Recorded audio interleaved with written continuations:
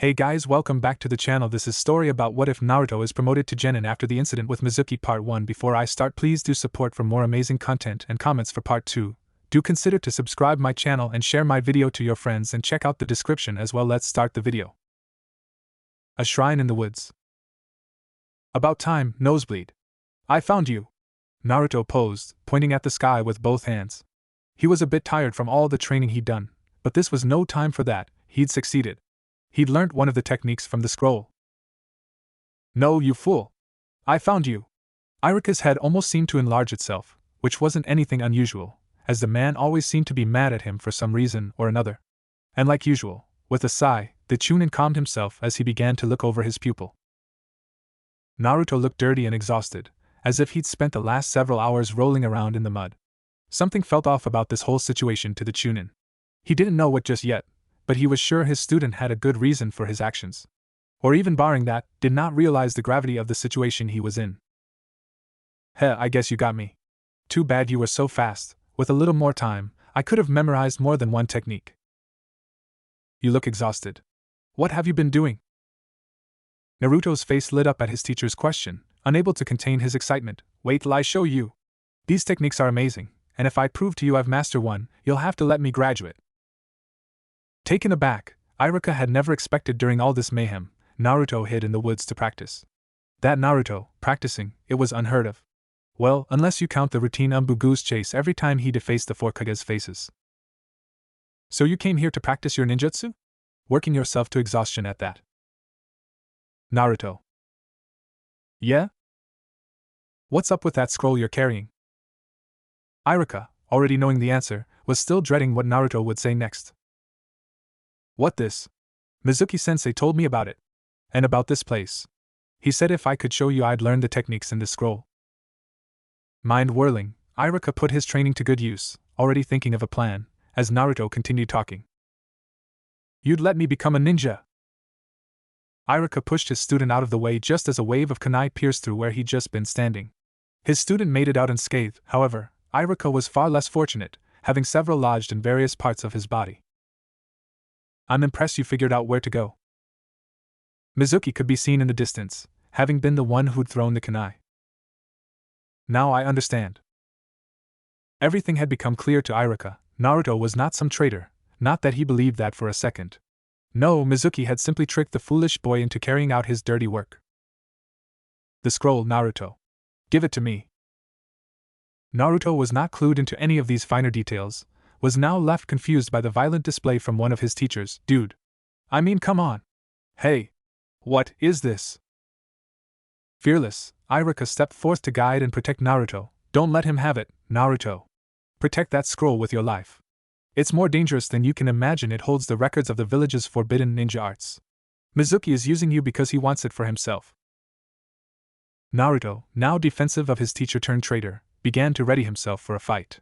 He would not back down if it came to it. Smirking, Mizuki started. Naruto, even if you've read the entire scroll, it will still be meaningless. I can show you what it all means. Iruka immediately picked up on the hidden meaning behind Mizuki's words. Shut up, you fool. You want to know what really happened 12 years ago, with the demon fox? That confused Naruto. What did the demon fox have to do with the scroll? Why, of all times, was Mizuki bringing it up now? Since the incident, the people of Konoha, of our village, have been bound by the strictest decree. Mizuki paused, letting his words sink in. I don't remember any decree. You wouldn't. Part of that decree was that everyone would stay silent about it.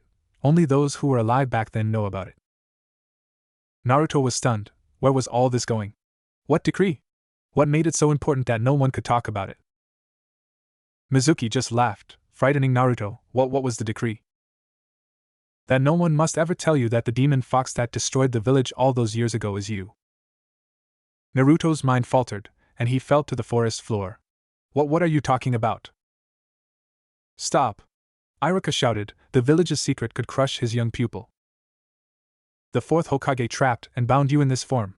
Since then, everybody in the village has hated you. Didn't you think it was strange, to be hated everywhere despite never having done a thing? Naruto did not want to believe it, but all the pieces matched together.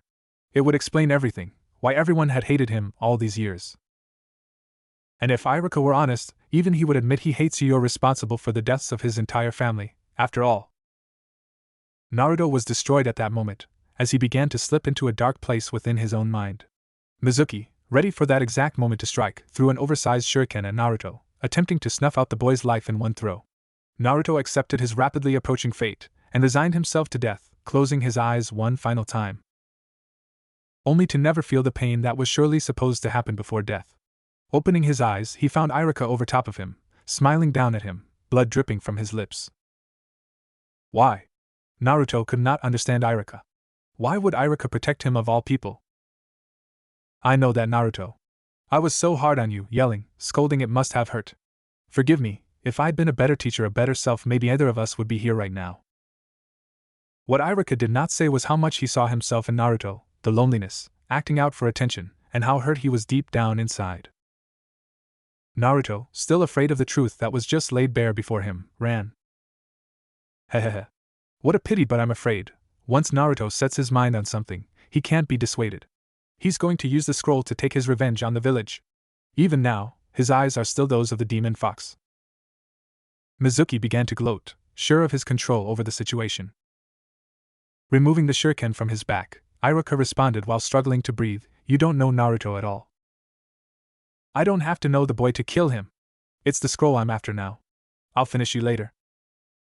Mizuki jumped atop the trees, heading off in the direction that Naruto ran. Naruto! Quickly! Give me the scroll! It's what Mizuki's after! Naruto did not hesitate, ramming directly into his teacher, sending him barreling to the ground. What's wrong, Naruto? As Iruka struggled to get up, the transformation was undone, revealing Mizuki. How did you know I wasn't Iruka? Laughing, Naruto undid his transformation, revealing Iruka. Because I am. I see. Smirking, the teacher and the teacher-turned-traitor stared each other down. Mizuki was clearly in the dominant position, with Iruka struggling to remain conscious while leaned up against a tree for support. Naruto lurked in the distance, hidden behind a tree, listening in. He. So noble. Saving your parents' murderer, and for what? What happens if we let him live? Then maybe the scroll will be kept safe from a complete scumbag. You're a fool. Naruto and I are two of a kind. Iruka questioned, two of a kind? I can use that scroll to obtain limitless power. The demon within him hungers for that kind of strength. You were right to fear him, to despise him. Iruka could not retort to what Mizuki had been saying, his silence eating away at Naruto's fragile psyche. So it's true, Iruka-sensei really does hate me. Maybe I do hate the fox, but not Naruto. Not the boy. For him I have nothing but respect. He's an excellent student of mine. It was the light at the end of the tunnel. Naruto's self-growing hatred was repelled by the light of Iruka's statement. And as he spoke, the conviction in Iruka's words grew. He works with all his might, but sometimes, even so, he's awkward, clumsy, a screw-up. People have mocked and shunned him, and it's given him empathy. He knows what it is to be in pain. That boy is not your demon fox. He is a citizen of Konoha Uzumaki. Naruto. Tears of relief streaking down his face, Naruto silently sobbed, still hidden behind the tree some distance away. A scowl rose onto Mizuki's face. Ah. That's so sweet. Just hearing you say so makes me feel all warm and fuzzy. Iruka groaned in pain. His attack on Mizuki had worsened his wound. Mizuki readied his oversized shuriken. Well, Iruka, I had planned to save you for last, but sometimes things just don't work out the way you planned, so. Mizuki wound up to throw the shuriken, say goodbye. Resigned, Iruka lay there up against the tree, happy that his young student would at least survive. So this is it. But it wasn't. Mizuki was ambushed just as he was completing his throw. Landing between the injured Iruka and the downed Mizuki was Naruto. Keep away from Iruka-sensei or I'll kill you. Stupid kid should have stayed away, / loudmouth brat. I can kill you with one blow. Readying a hand sign, Naruto growled back, bring it on, you jerk. Anything you throw at me I'll throw back times 1,000. You're welcome to try, little fox. With a puff, hundreds, no thousands of clones of Naruto surrounded the trio from all directions in the forest. What? How did he? For the first time that night, Mizuki felt fear. What's the matter, tough guy? I thought you could kill me in one blow. Right. Come on. Iruka was stunned. The student he had failed earlier in the day was capable of this. Well then, if you're not attacking, I guess I just have to. Mizuki attempted to fight back against the horde, valiantly putting up a fight and taking several dozen clones with him. It did not matter. There were too many, his energy could not last. All the abuse that Iruka-sensei had endured that night was repaid. No one touched one of Naruto's important people. When all was said and done, Mizuki's body lay there in a heap, battered, bloodied, and bruised. Hey, I guess I got carried away. Naruto, come here. I've got a present for you. Closing his eyes, Naruto felt his signature goggles be removed from his head, before they were replaced with something else. You can open your eyes now, Naruto. Naruto opened his eyes to his now Hittite-less teacher. Congratulations, Naruto. To celebrate your promotion, I'll take you out. We can go for ramen. Excitement overtaking his body, Naruto tackled his teacher, no, former teacher, in a bear hug. Naruto's apartment. The next day. Naruto woke up with a yawn. Sometimes a frown would appear on his face, before switching to a smile, then back to a frown again. His face was a myriad of expressions as yesterday's events came back to him. And when he caught a glimpse of the Hittite on his nightstand, the frowns finally lost to the smiles for good. Getting up, he put on one of his orange jumpsuit, before tying the Hittite around his head. It was official, he was a shinobi of the leaf. But his first day on the job was destined to be a boring one, as he would not be receiving his first assignment until the next day. So, with no rush to his movements, Naruto began to make himself breakfast as his mind drifted towards the conversation he'd had last night with Iruka over some ramen. I know you're stoked about becoming a ninja, Naruto, but keep in mind that this is only the first step in your journey as a ninja. Come on, Iruka-sensei, this is no time for one-year lectures. Naruto remembered turning to Iruka, only for his words to get caught in his throat when he saw the older man's grave expression. No, Naruto. This is actually the perfect time to talk about this. I know you work hard, and want to be the Hokage one day, and I have every confidence that you will, but only those who are still alive can accomplish their dreams. You beating Mizuki last night was impressive, but honestly speaking, he can't be considered as much stronger than your average Genin. His promotion to Chunin was mainly from experience and time, rather than any amount of skill or talent. For the first time in his life, Naruto actually perked up to listen to one of Iruka's lectures, and it wasn't just because the man had said he had a shot at Hokage. But maybe I'm not the best person to hear this from, considering the man in question would have killed me if you weren't there to save me. That wasn't true. If he wasn't there to begin with, the two of them never would have fought to begin with. And even if they did fight, Naruto bet that Iruka was fully capable of dodging that initial attack provided he didn't need to push someone out of the way first. In any case, Mizuki and I are small fry in comparison to some of the other Chunin around, much less any ninja ranked higher. If you really want to reach the top like you're always claiming, half-baked jutsu won't cut it. And before you say anything, I know you have that shadow clone jutsu now, and I can't think of a single person better at transformations than you, but other than those two, you don't really have any other options. I've seen your taijutsu, and I've seen your shuriken jutsu, and I'll tell you now, most genin around are better than you at both. Naruto wanted to get offended, but realistically, despite the fact that he could somewhat go toe-to-toe with the likes of Sasuke, that was really a brawling style of fighting rather than proper taijutsu. And even then, technically speaking, he'd never beaten Sasuke. But he had gotten close. The point is that your basics are weak. And while some things like history or math aren't that important, especially when you're in the middle of a fight, you must remember that chakra is a mixture of both physical and spiritual energy.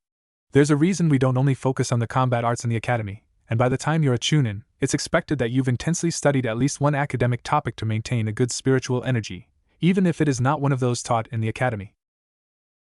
I know. But I just can't sit down and read those boring, old books. I get antsy, I can't sit still that long, and even if I do, they don't make sense anyways. Putting aside your lack of focus, which I know is not true, because I've seen the results of your pranks, why did you not come to me for extra help if things weren't making sense? Well, for one, I was told that as ninja, we're expected to figure things out on our own.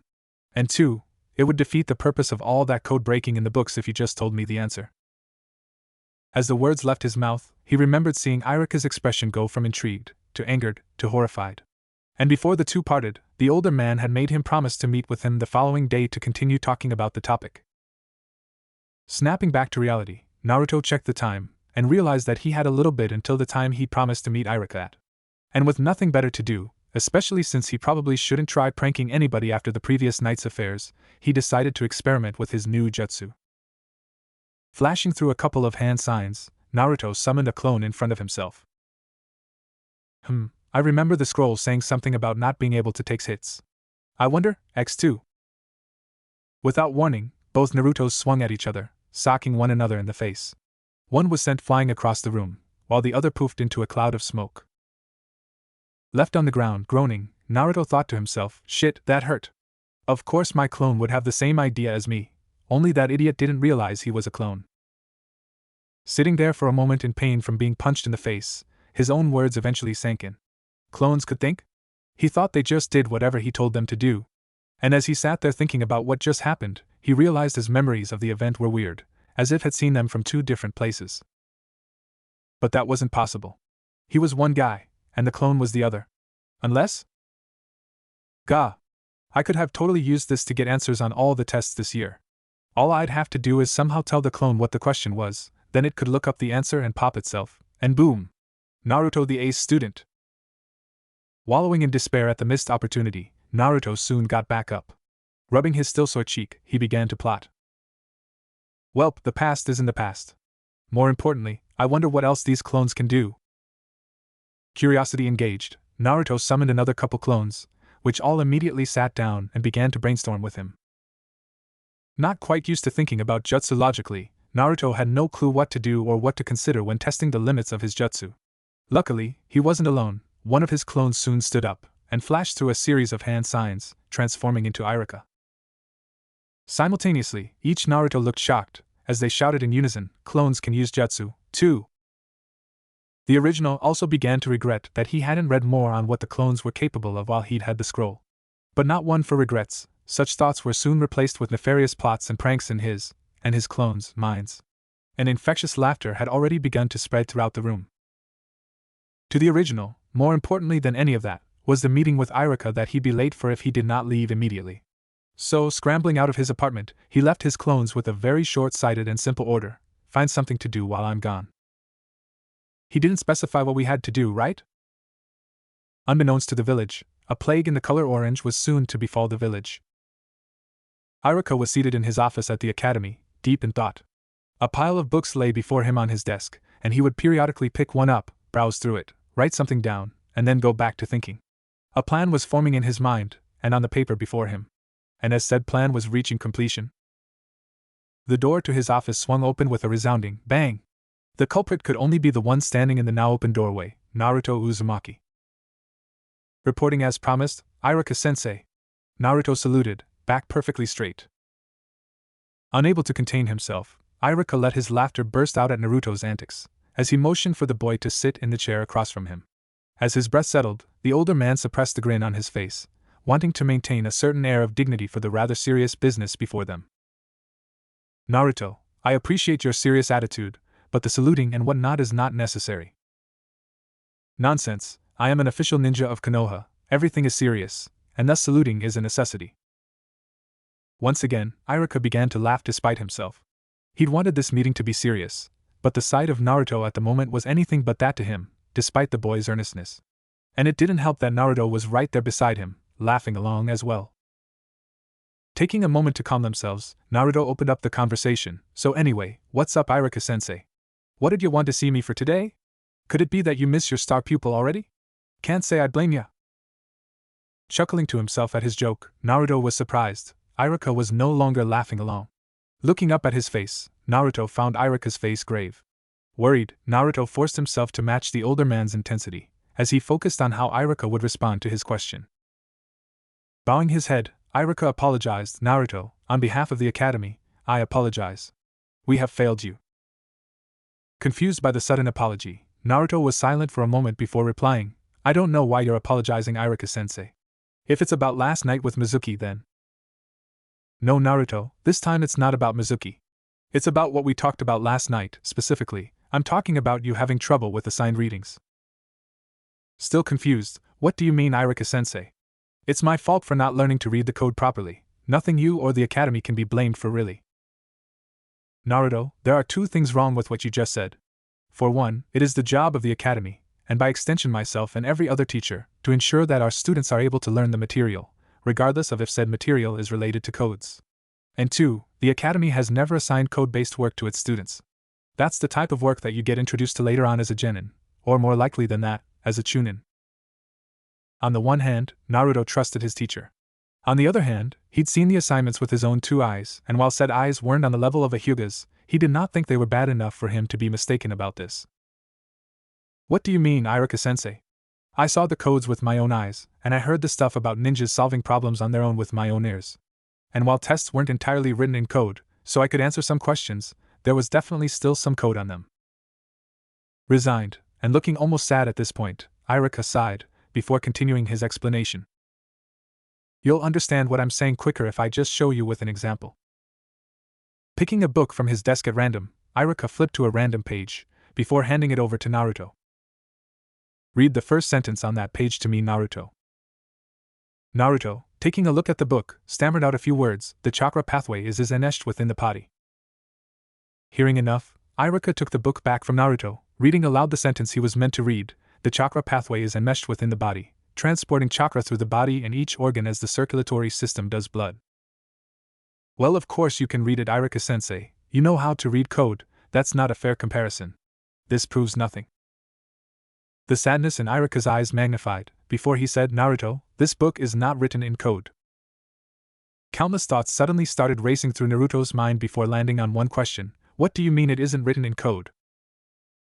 Naruto, the reason why I'm apologizing to you is the same reason as why you think this book, and many others, are written in code, and also why I apologize to you to begin with.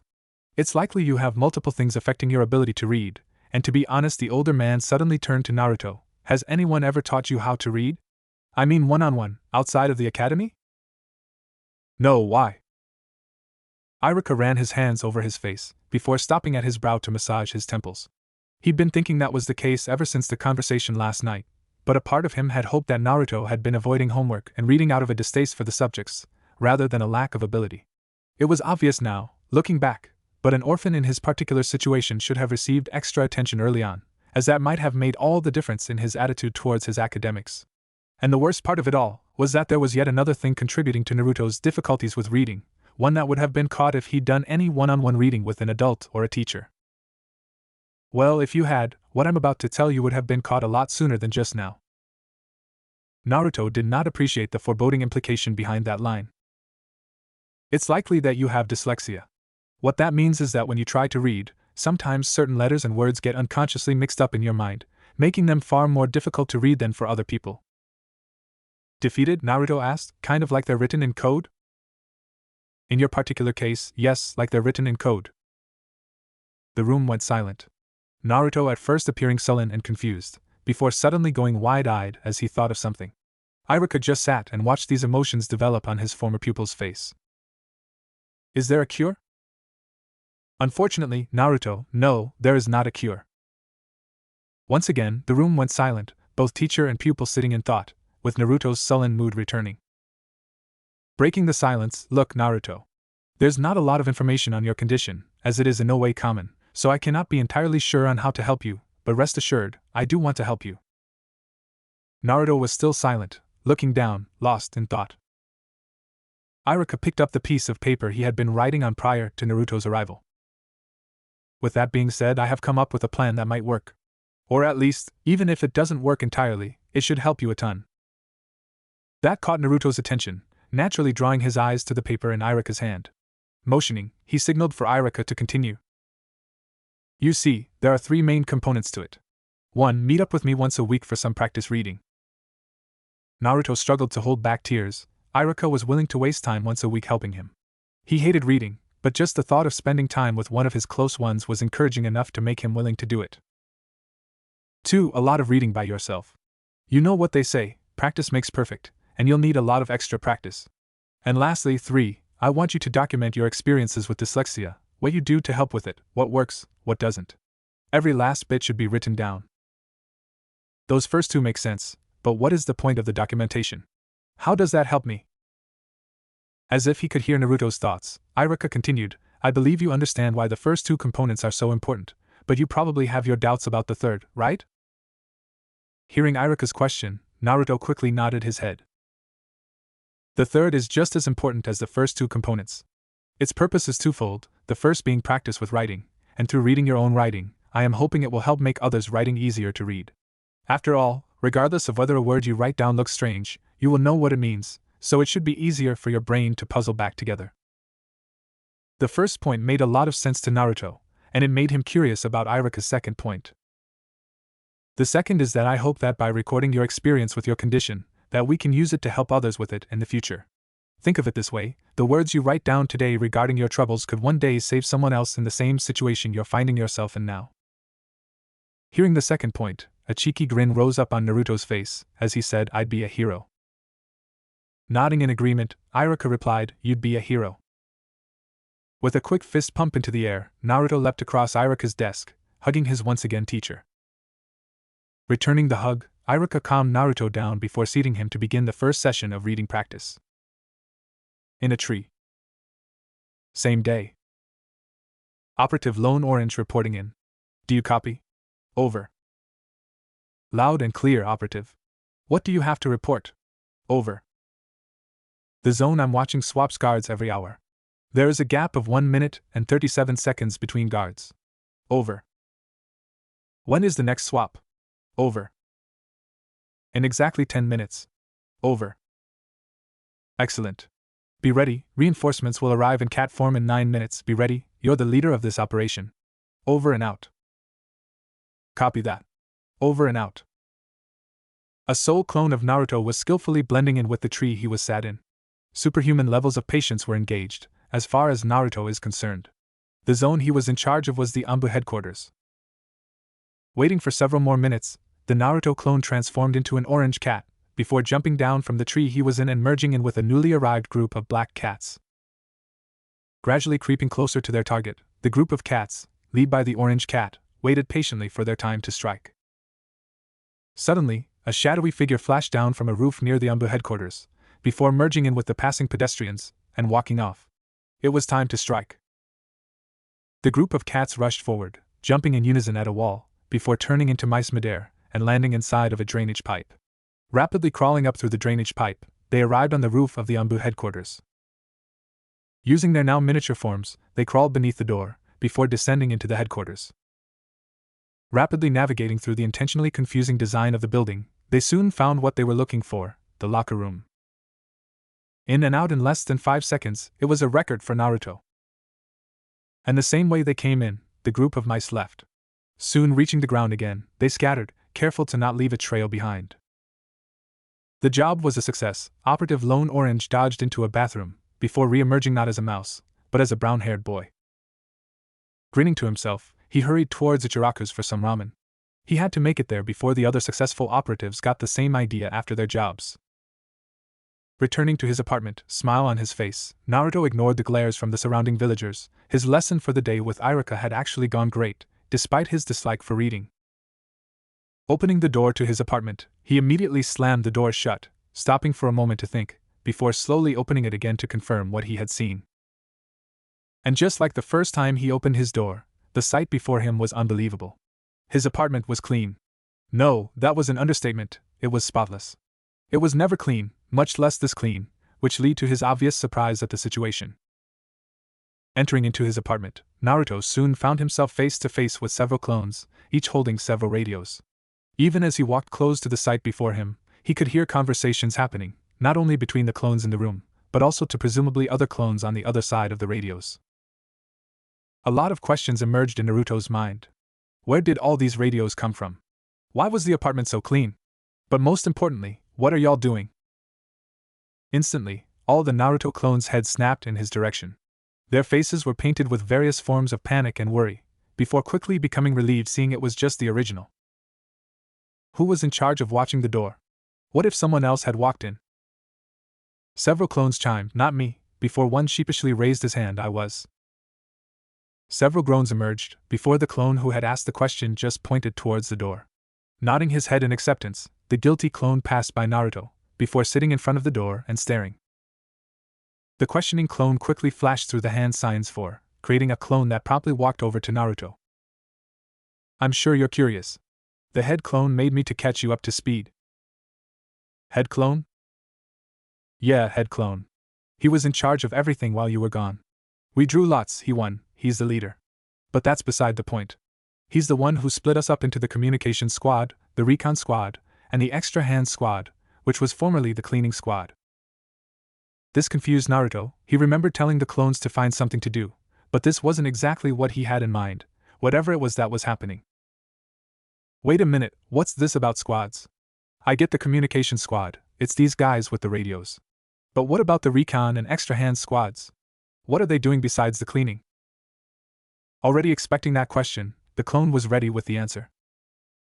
Well, while you weren't here to vote for the head clone, you also weren't here for the what should we do vote. We decided on 1, cleaning up the apartment, cause let's be real, it was kind of filthy. And 2, pull the mother of all pranks, what could be our final, big one, being as we are about to be officials ninjas starting tomorrow, might not have time, you know? The picture was complete in Naruto's mind. What were a group of clones of him supposed to do with their free time? One only needs to ask themselves what would Naruto do, to get the answer. And it came down to 2 options, eat ramen, or pull a prank. Considering that eating ramen did not take long, that really left one option for the group, pull a prank. The problem being it of course had to be a prank large enough to satisfy all the Narutos and let each one contribute. When Naruto had left the apartment, he had left behind 7 clones. Considering there were 8 clones in his apartment at the moment, with the head clone having just made a new one in front of him, who knows how many clones were out around the city at the moment with that many radios being needed. The thought of the ensuing chaos and hilarity brought a grin to his face. It was a new note in his mind regarding the capabilities of his clones. Large, hands-free pranks could be done. And as he thought about it more, they couldn't even be linked back to him as long as he had a solid alibi. After all, how could he possibly be in 2 places at once? Moving up to the table, the head clone naturally deferred the head position to the original. So, what do we got cooking? Murmurs began to resound, as the clones began to talk over one another. Naruto calmly raised his hand, silencing them, before he turned to the head clone. Head clone, explain please, if you don't mind. Smiling, certainly, boss. It's quite simple. We've planned out glitter bombs, paint sprays, stink bombs, you name it, we got it. We brought out every classic. What makes this different, however, is who we've targeted this time. Who are we targeting that is so different? That's thing, we're going after everyone, simultaneously. The Umbu, the Akimichis, the Naras, the Yamanakas, every clan in Konoha, minor and major, will be getting hit with something today. Won't we get in a lot of trouble for all this? Smile growing wider, the head clone innocently replied, but how could it possibly have been little old Naruto? He spent the entire duration of the incident with his former teacher, Irika? Naruto silently beat himself up. He had just thought of using his clones to conduct pranks while he found himself an alibi. He just hadn't considered that it would be implemented before he had even thought of it. Of course, once people learn that we can use clones to pull pranks while we are elsewhere, they'll probably get mad at us again, but by then it'll be far too late. Breaking out into a laugh, the head clone returned his attention to the table, where the rest of the clones were waiting patiently. Naruto naturally turned his head to the clones as well, looking at them with a questioning glance. Is it done? The head clone asked. All the clones promptly replied, done. Catching on, Naruto grinned to himself. Well then, I guess it's time to sit back and watch the fireworks. In unison, the Naruto clones left the apartment, before climbing up to the roof to wait for the results of their operation. Naruto's apartment. Morning. As Naruto woke up, he groggily felt around his body, touching each spot that he'd been hurt the night before. Fortunately, most of the injuries had healed overnight, leaving nothing that would inhibit him in the first day of his duties as a ninja. Getting out of bed, he tossed some bread in his toaster, before making his way to his bathroom to wash his face off. Taking a moment to look in the mirror, he noticed that the cut above his left eye was already beginning to scar.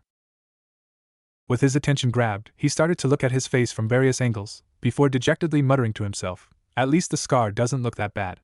If anything, maybe it makes me a little more handsome? Done in the bathroom, he returned to getting ready for the day, all the while thinking back on the aftermath of yesterday's prank. Naruto and his clones had been sitting on the roof of his apartment for roughly 20 minutes before the first shouts roared throughout the village. As if it were a ritual, cries of, Naruto, and that damned brat, were amongst the majority. As time went on, more and more screams erupted from around the village as each clan began to fall into the pranks that were left for them. One would think that Naruto would hide, or begin to run, but as part of the game in his own mind, he would wait for the first person to show up before he began his escape. Naruto and his clones were growing more restless by the second, as they'd only really pranked one clan at a time in the past. Thus, they were starting to feel uncomfortable as they realized the scale of the resulting chase that would ensue. Even so, none of them budged. It would feel like cheating if they had left ahead of time. At least they could take comfort in their numbers, that is, until one of the clones let out an "oh shit."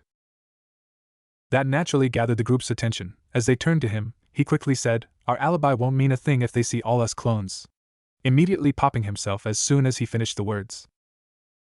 If what he said didn't get through to them, the rush of memories quickly did, as each clone popped themselves. In one instant, Naruto was once again alone.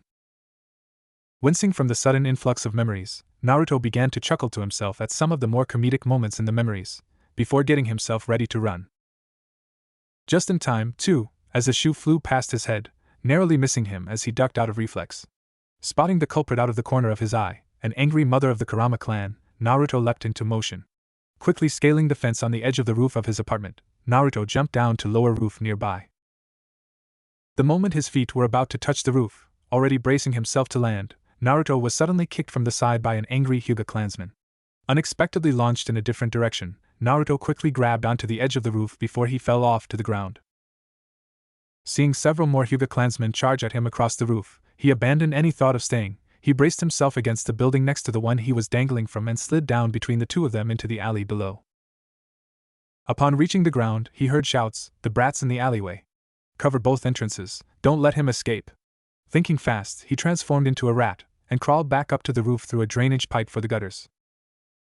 He could hear his pursuers trying to figure out where he was hiding down below, and as panicked as he was growing, he was starting to lose it. Luckily, the experiences of all his previous chases guided him, as he patiently peeked out from his spot in the gutter to see if the roof was clear. There was a single Hyuga clansman still left on the roof, fortunately, not one using the weird eye technique they like to use when chasing him. While his back was still turned, he scampered off, sneaking behind him, before transforming back into his normal form to make the jump to the next building. As he flew over the gap between the two buildings, he heard from below, "I see him, I see the brat. He's hopping between the rooftops." Once again, the intense pursuit was on. Rolling upon landing on the other roof, Naruto dodged several thrown objects, before jumping into the air to dodge yet another volley. Grinning from his successful escape thus far, a rock smashed into the side of his head. Dazed, and with blood gushing out, covering his left eye, Naruto quickly began to move once more, ignoring the particularly dangerous force that was employed in his capture. Suddenly much more serious than before, Naruto jumped off the roof he was on, transforming into a rat midair, and flying into an apartment through an open window. Rubbing the blood out of his eye as he undid his transformation, he calmly made his way through the apartment and out the front door, being careful to lock it again behind him. Temporarily, he had lost his pursuers. Taking a moment to collect himself, unsure of why they were being so hostile this time around, Naruto adjusted his headband, using it to cover the gash above his eye and keep the blood out of his face. Needing some help this time around, Naruto created a clone, which upon forming, instantly popped, updating any of his remaining clones as to the situation he was in. Readying himself, Naruto jumped off the apartment building's veranda, and was once again, instantly spotted. Landing on the street below, he was surrounded by ninja from various clans. Already prepared for this, Naruto quickly flashed through the hand signs for the Shadow Clone Jutsu, intentionally performing it wrong, and creating a massive cloud of smoke. All the failed attempts at the technique that night before Irika had found a surprising use, as an impromptu smoke creation technique.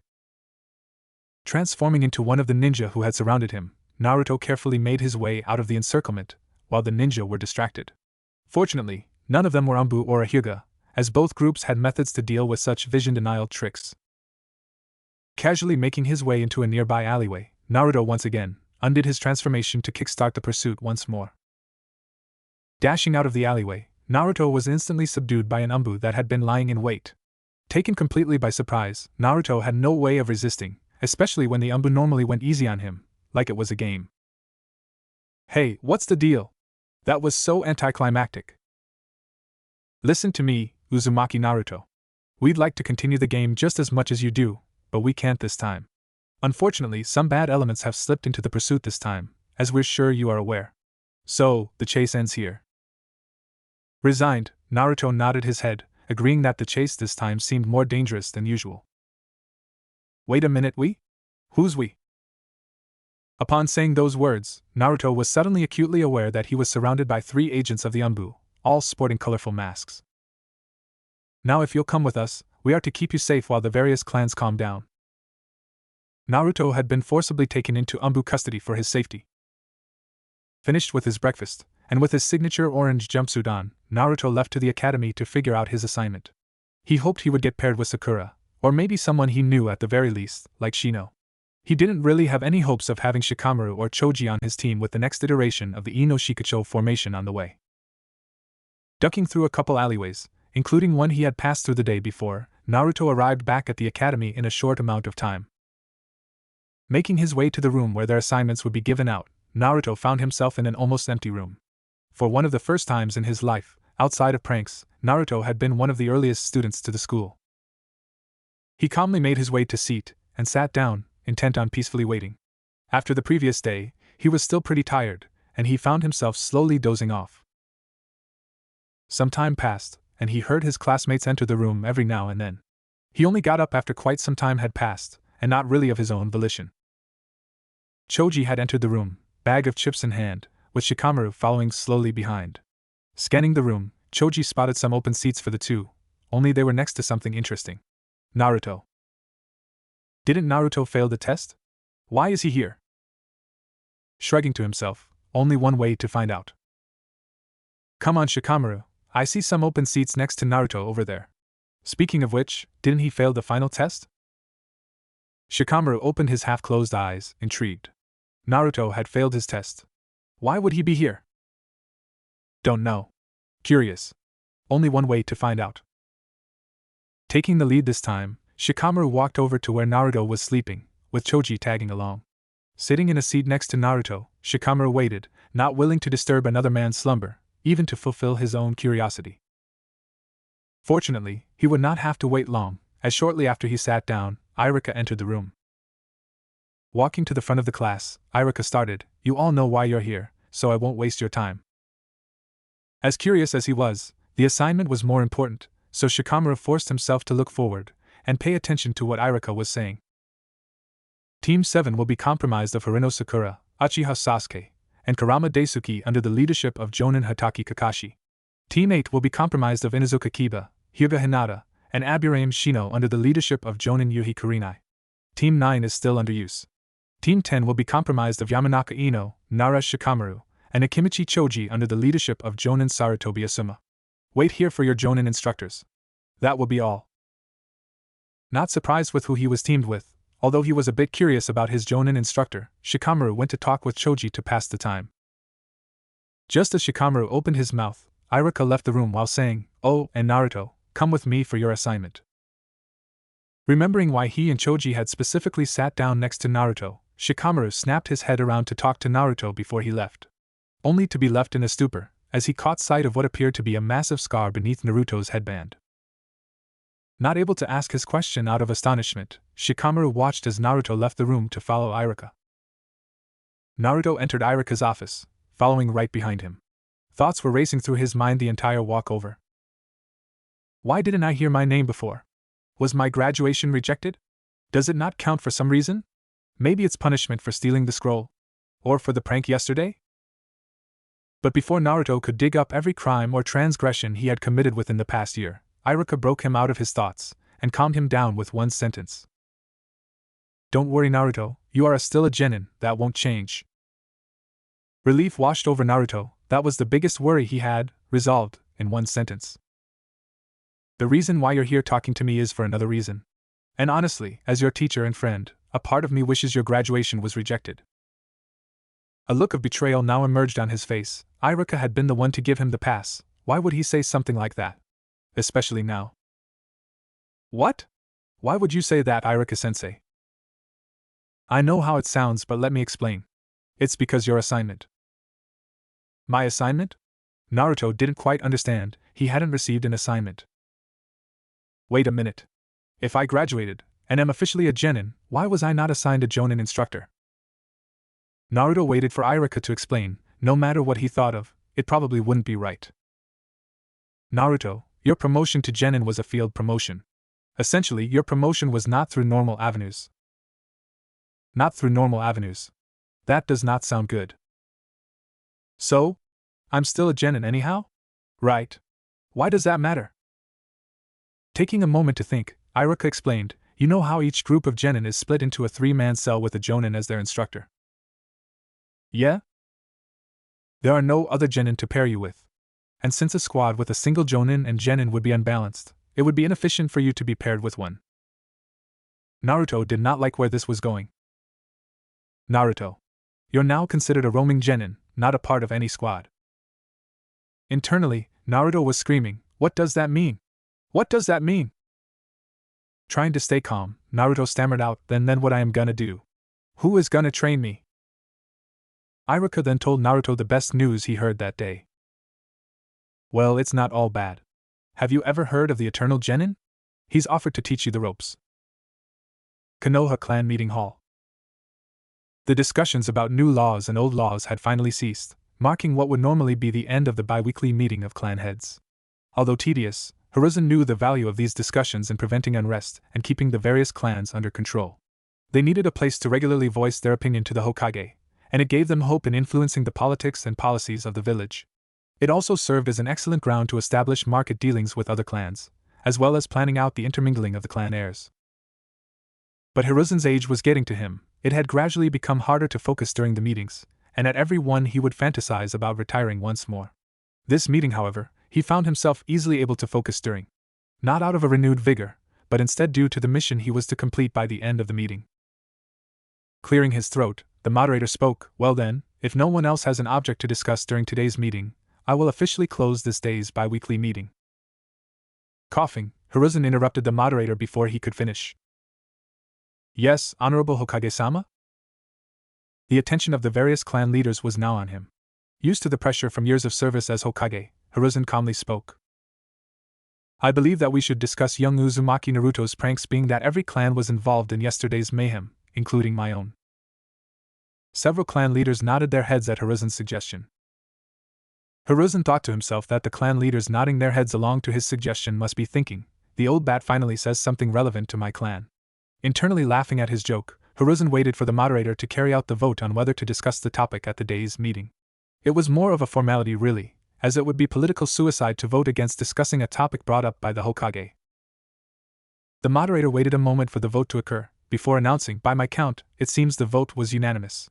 Well then, let the discussion of Uzumaki Naruto's pranks on the clans begin. The Kurama clan head was the first to speak out. I for one think the boy should be punished for his actions. He is a genin now, is he not? Such behavior is not very becoming of a ninja of Konoha, as fresh as he may be. Another clan head responded, are you sure that's your own opinion talking? Or is it just that you are afraid of your wife's reaction if you don't speak out against the boy? Several clan heads laughed at the obvious joke, shortly quieting down to let the discussion continue. Next the Anabe clan head spoke, honestly, regardless of our opinions as the heads of our clans, what matters is what our clansmen think. My clan, for one, was furious over yesterday's spectacle, and as their spokesman, I am forced to vote for punishing the boy. That was a point the majority of the clan heads could agree with. It was their job to seek punishment for the boy. Furthermore, I fear that if we do not punish the boy in some way, our clansmen may take it into their own hands. While I can stop them from physically harming the boy, that won't stop them from finding others' way to hurt him or interfere with his duties as a shinobi. The momentum of the meeting was tilting towards the punishment of Naruto, something Hiruzen did not want to see happen. His objective in the meeting that day was to protect the young boy, and it was looking increasingly unlikely that that would happen. An unexpected helper soon came to Hiruzen's aid and completely flipped the meeting's momentum on its head. That helper came in the form of Hyuga Hayashi. I, for one, would like to see the young boy's talents used to benefit the village. Instantly, all murmurs and discussions went silent. The second most powerful man in the village had spoken out in favor of Naruto, much to the surprise of all the clan heads gathered, Hiruzen included. Hayashi was a serious man and seemed the type to possess a zero-tolerance policy when it came to such foolish actions such as pranks. It made one curious, what did he see that the other clan heads had overlooked? The Kurama clan head, ever outspoken, naturally asked, what do you mean? What talents? Pranking people and getting off scot-free?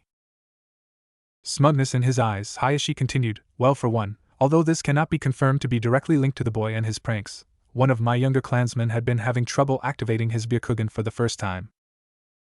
Pausing for a moment, as if to draw out the suspense, that is, until he attempted to activate it after having participated in the chase of the Uzumaki boy. Gasps of shock thundered from around the room. The information was shocking to the point of disrupting the clan heads' level heads. The strongest clan in Konoha could potentially be able to activate their famed dojutsu through chasing a freshly graduated genin? It was unbelievable. And naturally there were voices who spoke out against the idea. That could just be a coincidence. Don't you Hyuga train since childhood to activate your Byakugan? It's probably just the accumulated effort of your clansmen finally coalescing, allowing them to break through at long last. Hiruzen thought to himself, be that as it may.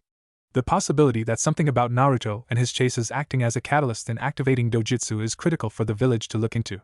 The possibility alone should be enough for him to avoid any punishment. Mood improving, Hiruzen continued listening, ready to jump in if the discussion once again turned against his young protege. His worry, however, was not needed, as soon Akimichi Choza spoke up. While not fully credible, the possibility should still be looked into, and that should be enough for the boy to avoid any punishment.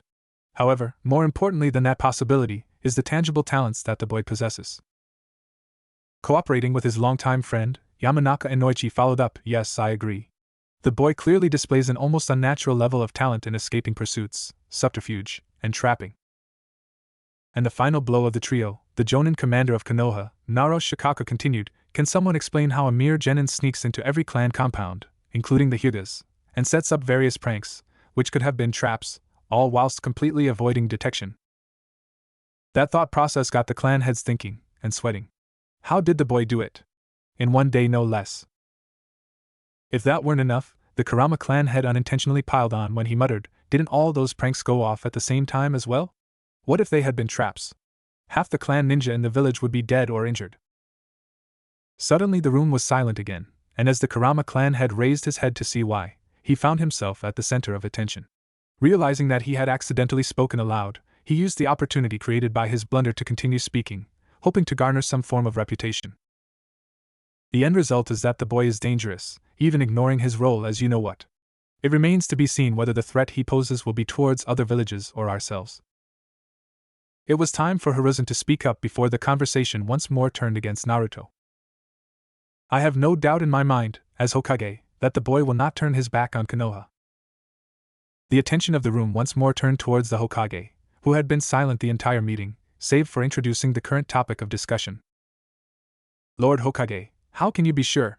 We've already established the boy's talents in the field of subterfuge. It is not a stretch to say he would be able to hide his intentions. The Kurama clan head, as young as he was, had been rather vocal in the day's meeting. Already, he had spoken out against Naruto not once, but twice. Hiruzen was not surprised. The young clan head had only risen to his position following the Ninetales attack. Once more, however, an unforeseen ally spoke in favor of Naruto. At the very least, the Uzumaki has never been observed retaliating against his fellow villager, despite being the subject of all manners of abuse during each chase following one of his pranks. Hayashi? Hiruzen questioned, clearly hinting for him to continue. Ignoring previous chases, in the one that occurred yesterday, I have heard from my clansmen that the boy had been seen bleeding from his head. Evidently, someone had found it acceptable to injure the boy. Even so, the boy still employed non-aggressive methods of escaping capture. As far as I am aware, none of those who pursued him had so much as a bruise. Once again, the Hyuga clan leader had brought up a point no one had thought of, or at least, mentioned.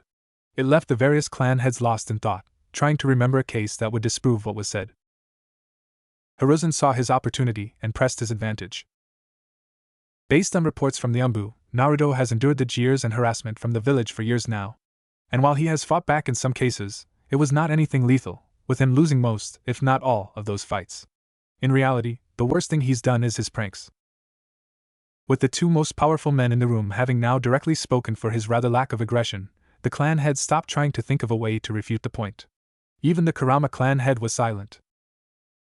The silence was broken by the Inabe clan head. Well then, let's suppose the boy is totally loyal to the village. Why don't we then use him for the talents he has displayed?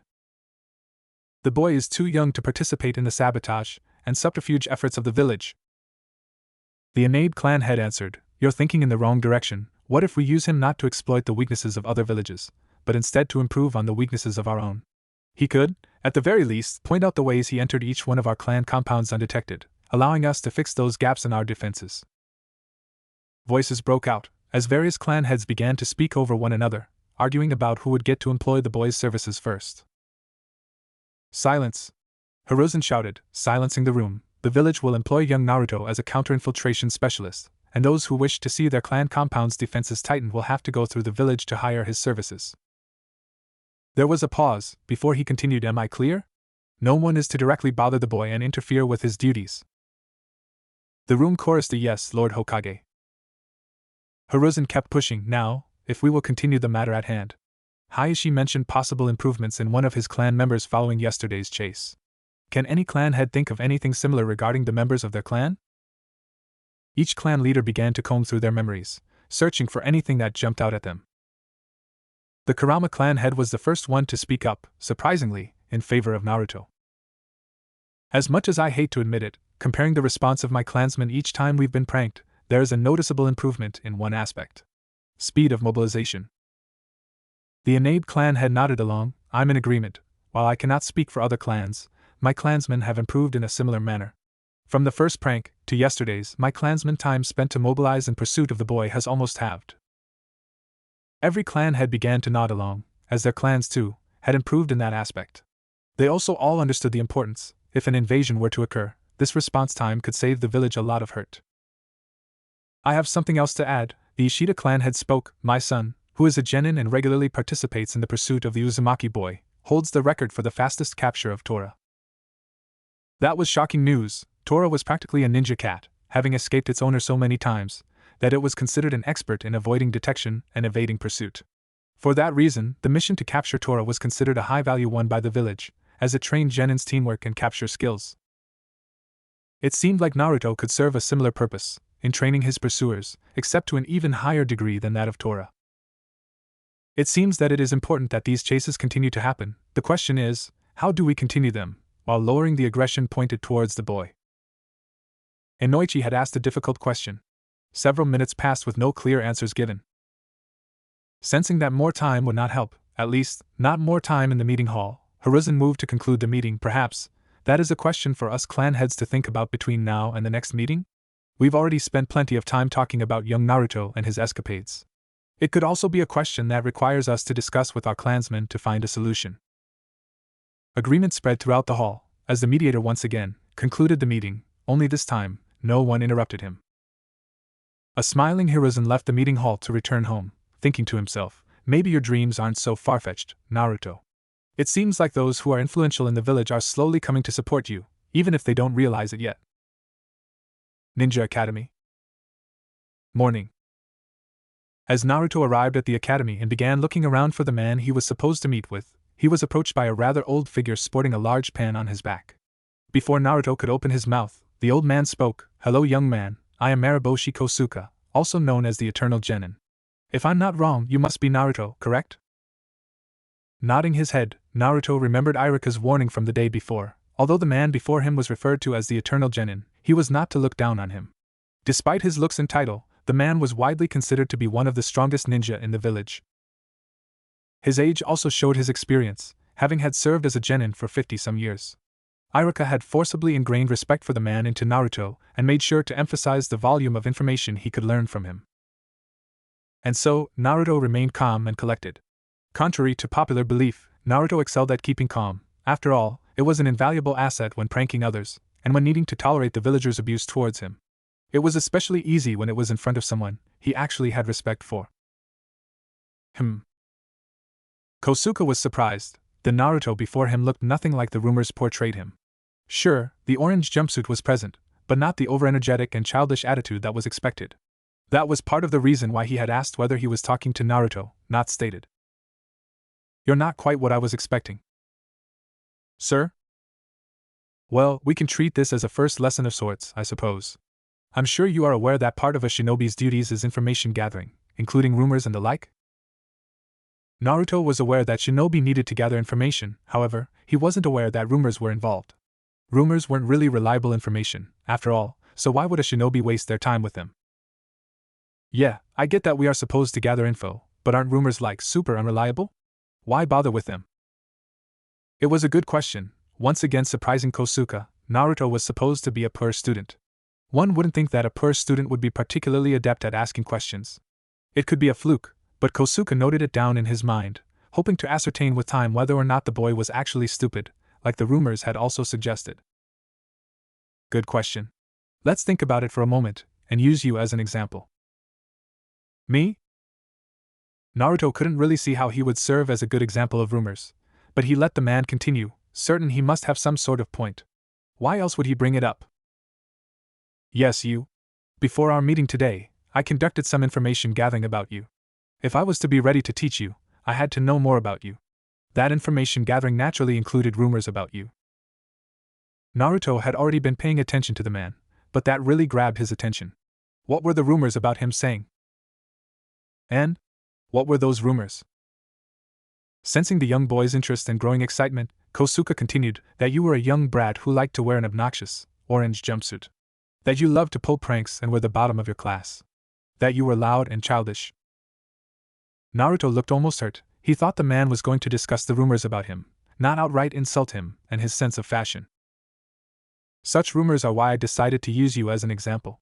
As looking deeper into them, we can learn how to pick apart rumors for valuable information, and then cross-reference that information with another source. Unable to contain himself, Naruto burst out, "Valuable information? What valuable information? Those were just insults." Chuckling at having gotten a rise out of the boy, Kosuke waved his hand, quieting Naruto down so he could continue the lesson. Yes, I understand. At first glance, it just seems like insults, but that's only if we don't dig deeper into them. For example, I believe we can both confirm that your jumpsuit is, in fact, orange. Well, yeah, that's kind of obvious, isn't it? That may be so, but did you ever consider that people considering your jumpsuit to be obnoxious is a sign that it is not considered fashionable? That statement also got a rise out of Naruto. Kosuke had directly insulted his sense of fashion by saying that. Hey, what's wrong with my jumpsuit? We'll get back to that later, for now, rumors. On to the next one. You like to pull pranks. Having seen some of the outcomes, I can confirm that to be true, thus, no need to cross-reference. But let me ask you this, what sort of valuable information does that rumor contain? That got Naruto thinking. He didn't really see any valuable information in that rumor. Maybe that he was a fun guy. But that wasn't the most vital of information to a shinobi. Unless maybe to befriend the guy to gather more information. Having nothing else to go off of, Naruto just directly told Kosuke those thoughts. Haha. While that may be true, and a viable possibility, as fun-loving as a ninja may be, they will still usually keep a tight lip on any information they hold.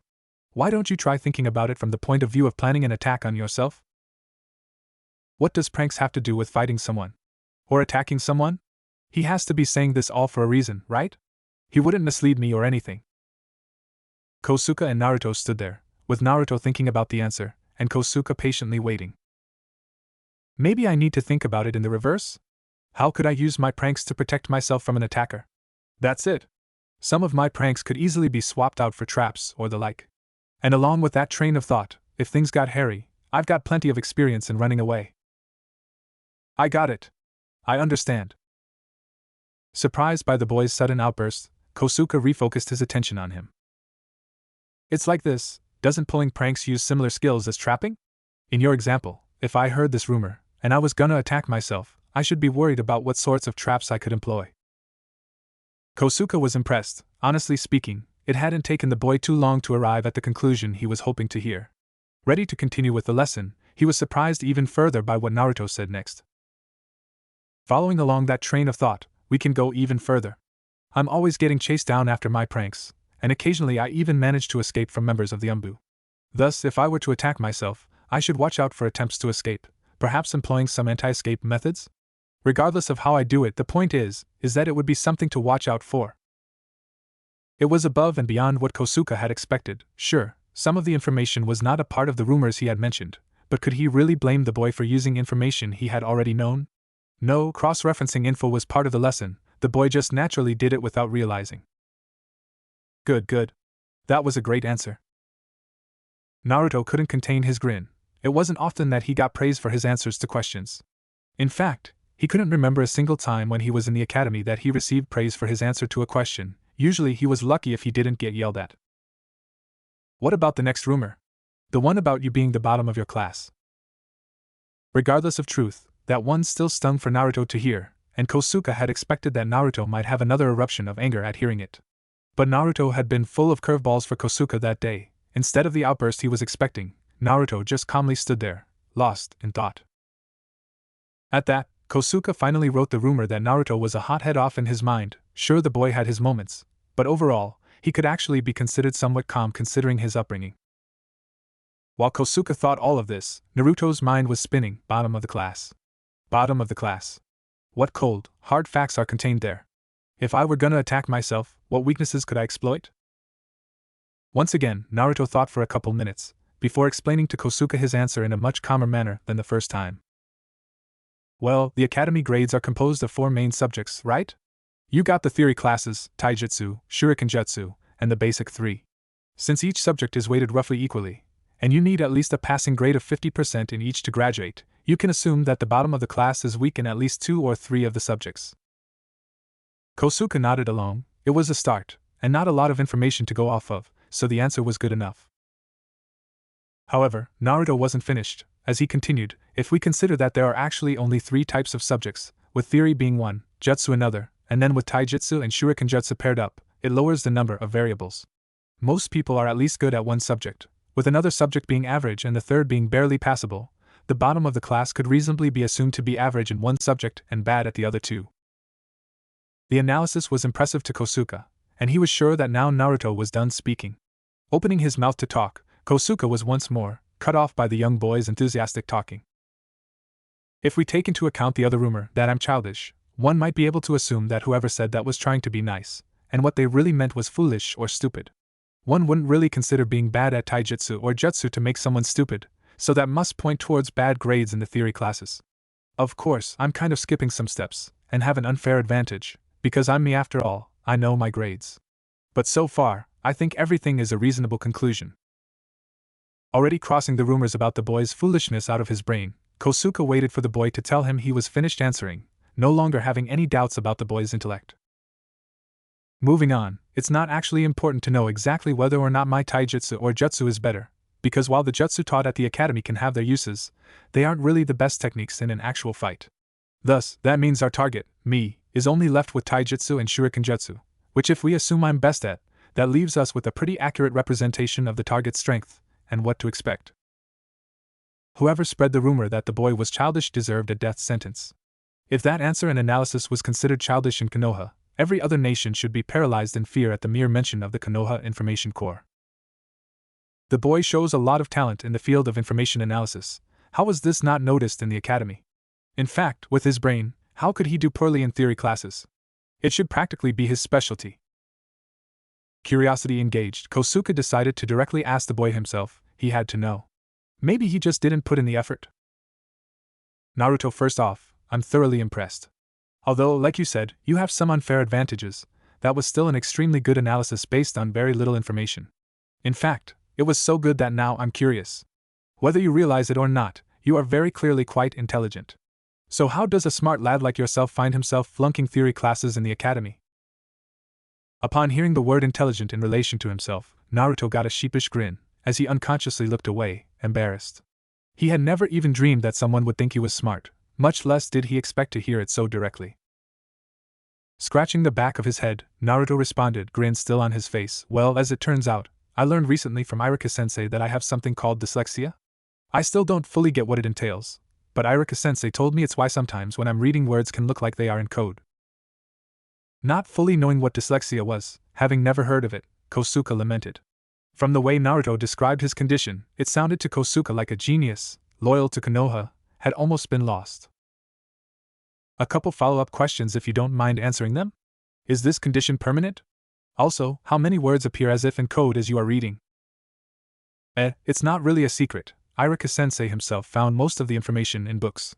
He told me that it was permanent, and that I would have to learn to live with it. And I'd say, probably somewhere between a third and half the words I see look like code.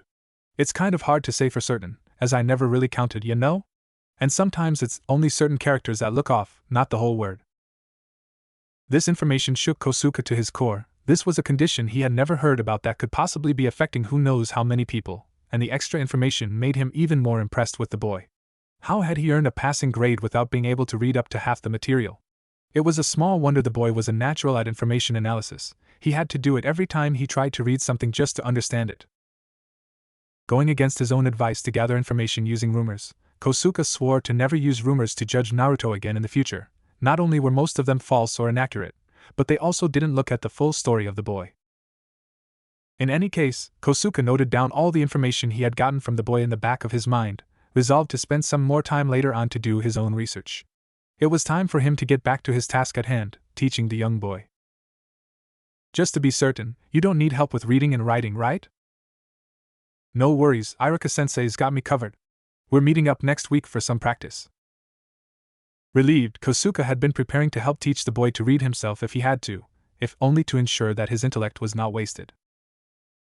Entering into lecture mode, Kosuke took a deep breath. Before beginning, in that case, I'd say we can move on from information gathering and rumors for now. We can always do more training for that at a later time.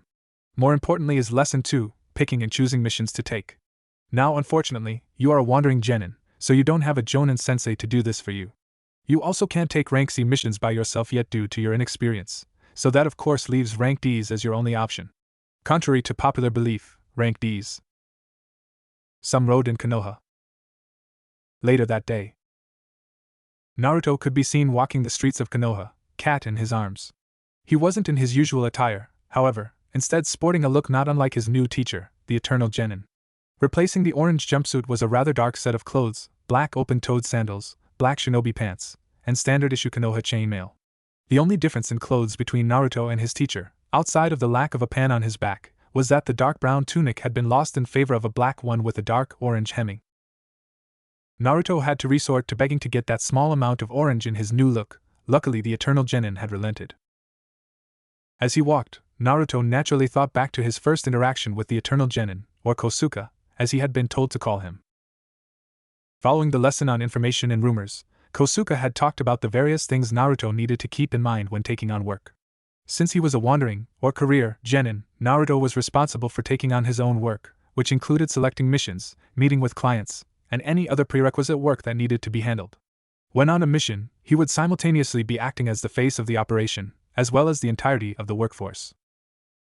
As such, Kosuke had brought to Naruto to a clothing store, and practically forced him to buy and switch into his new set of clothes.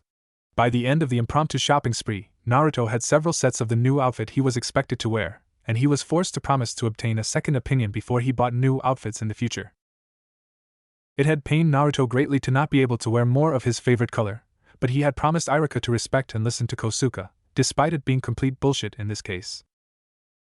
Having gotten several new sets of clothes, Naruto quickly summoned a clone, handing the items over to it to bring back to his apartment for safekeeping. Thinking back on it, while not quite sure if he saw correctly, he could swear that Kosuke was somehow surprised at the sight of him using the shadow clone jutsu. He could have just seen it incorrectly though, so he just continued on thinking about the rest of his time with Kosuke. The rest of their time together was actually quite short, as he only briefed Naruto on a couple more items pertaining to taking missions before promptly dumping him, leaving Naruto up to his own devices. As Kosuke had put it, no better way to learn than through practical experience. That was more or less what had transpired between the two. Left to fend for himself, Naruto had essentially gone into the mission center, and selected a D rank at random. It was only after he had confirmed the mission for the third time, that Naruto realized that the lady who was giving him the mission was also giving him a sympathetic look, almost as if she felt sorry for him. Not sure why he would be getting such looks, Naruto left the mission center with the details of his mission, D rank, find and capture Tora the cat. Nodding his head, happy with his choice, a simple mission like capturing a cat would net him around 10,000 ryo. He'd just have to do it a couple more times for this month's rent to be handled.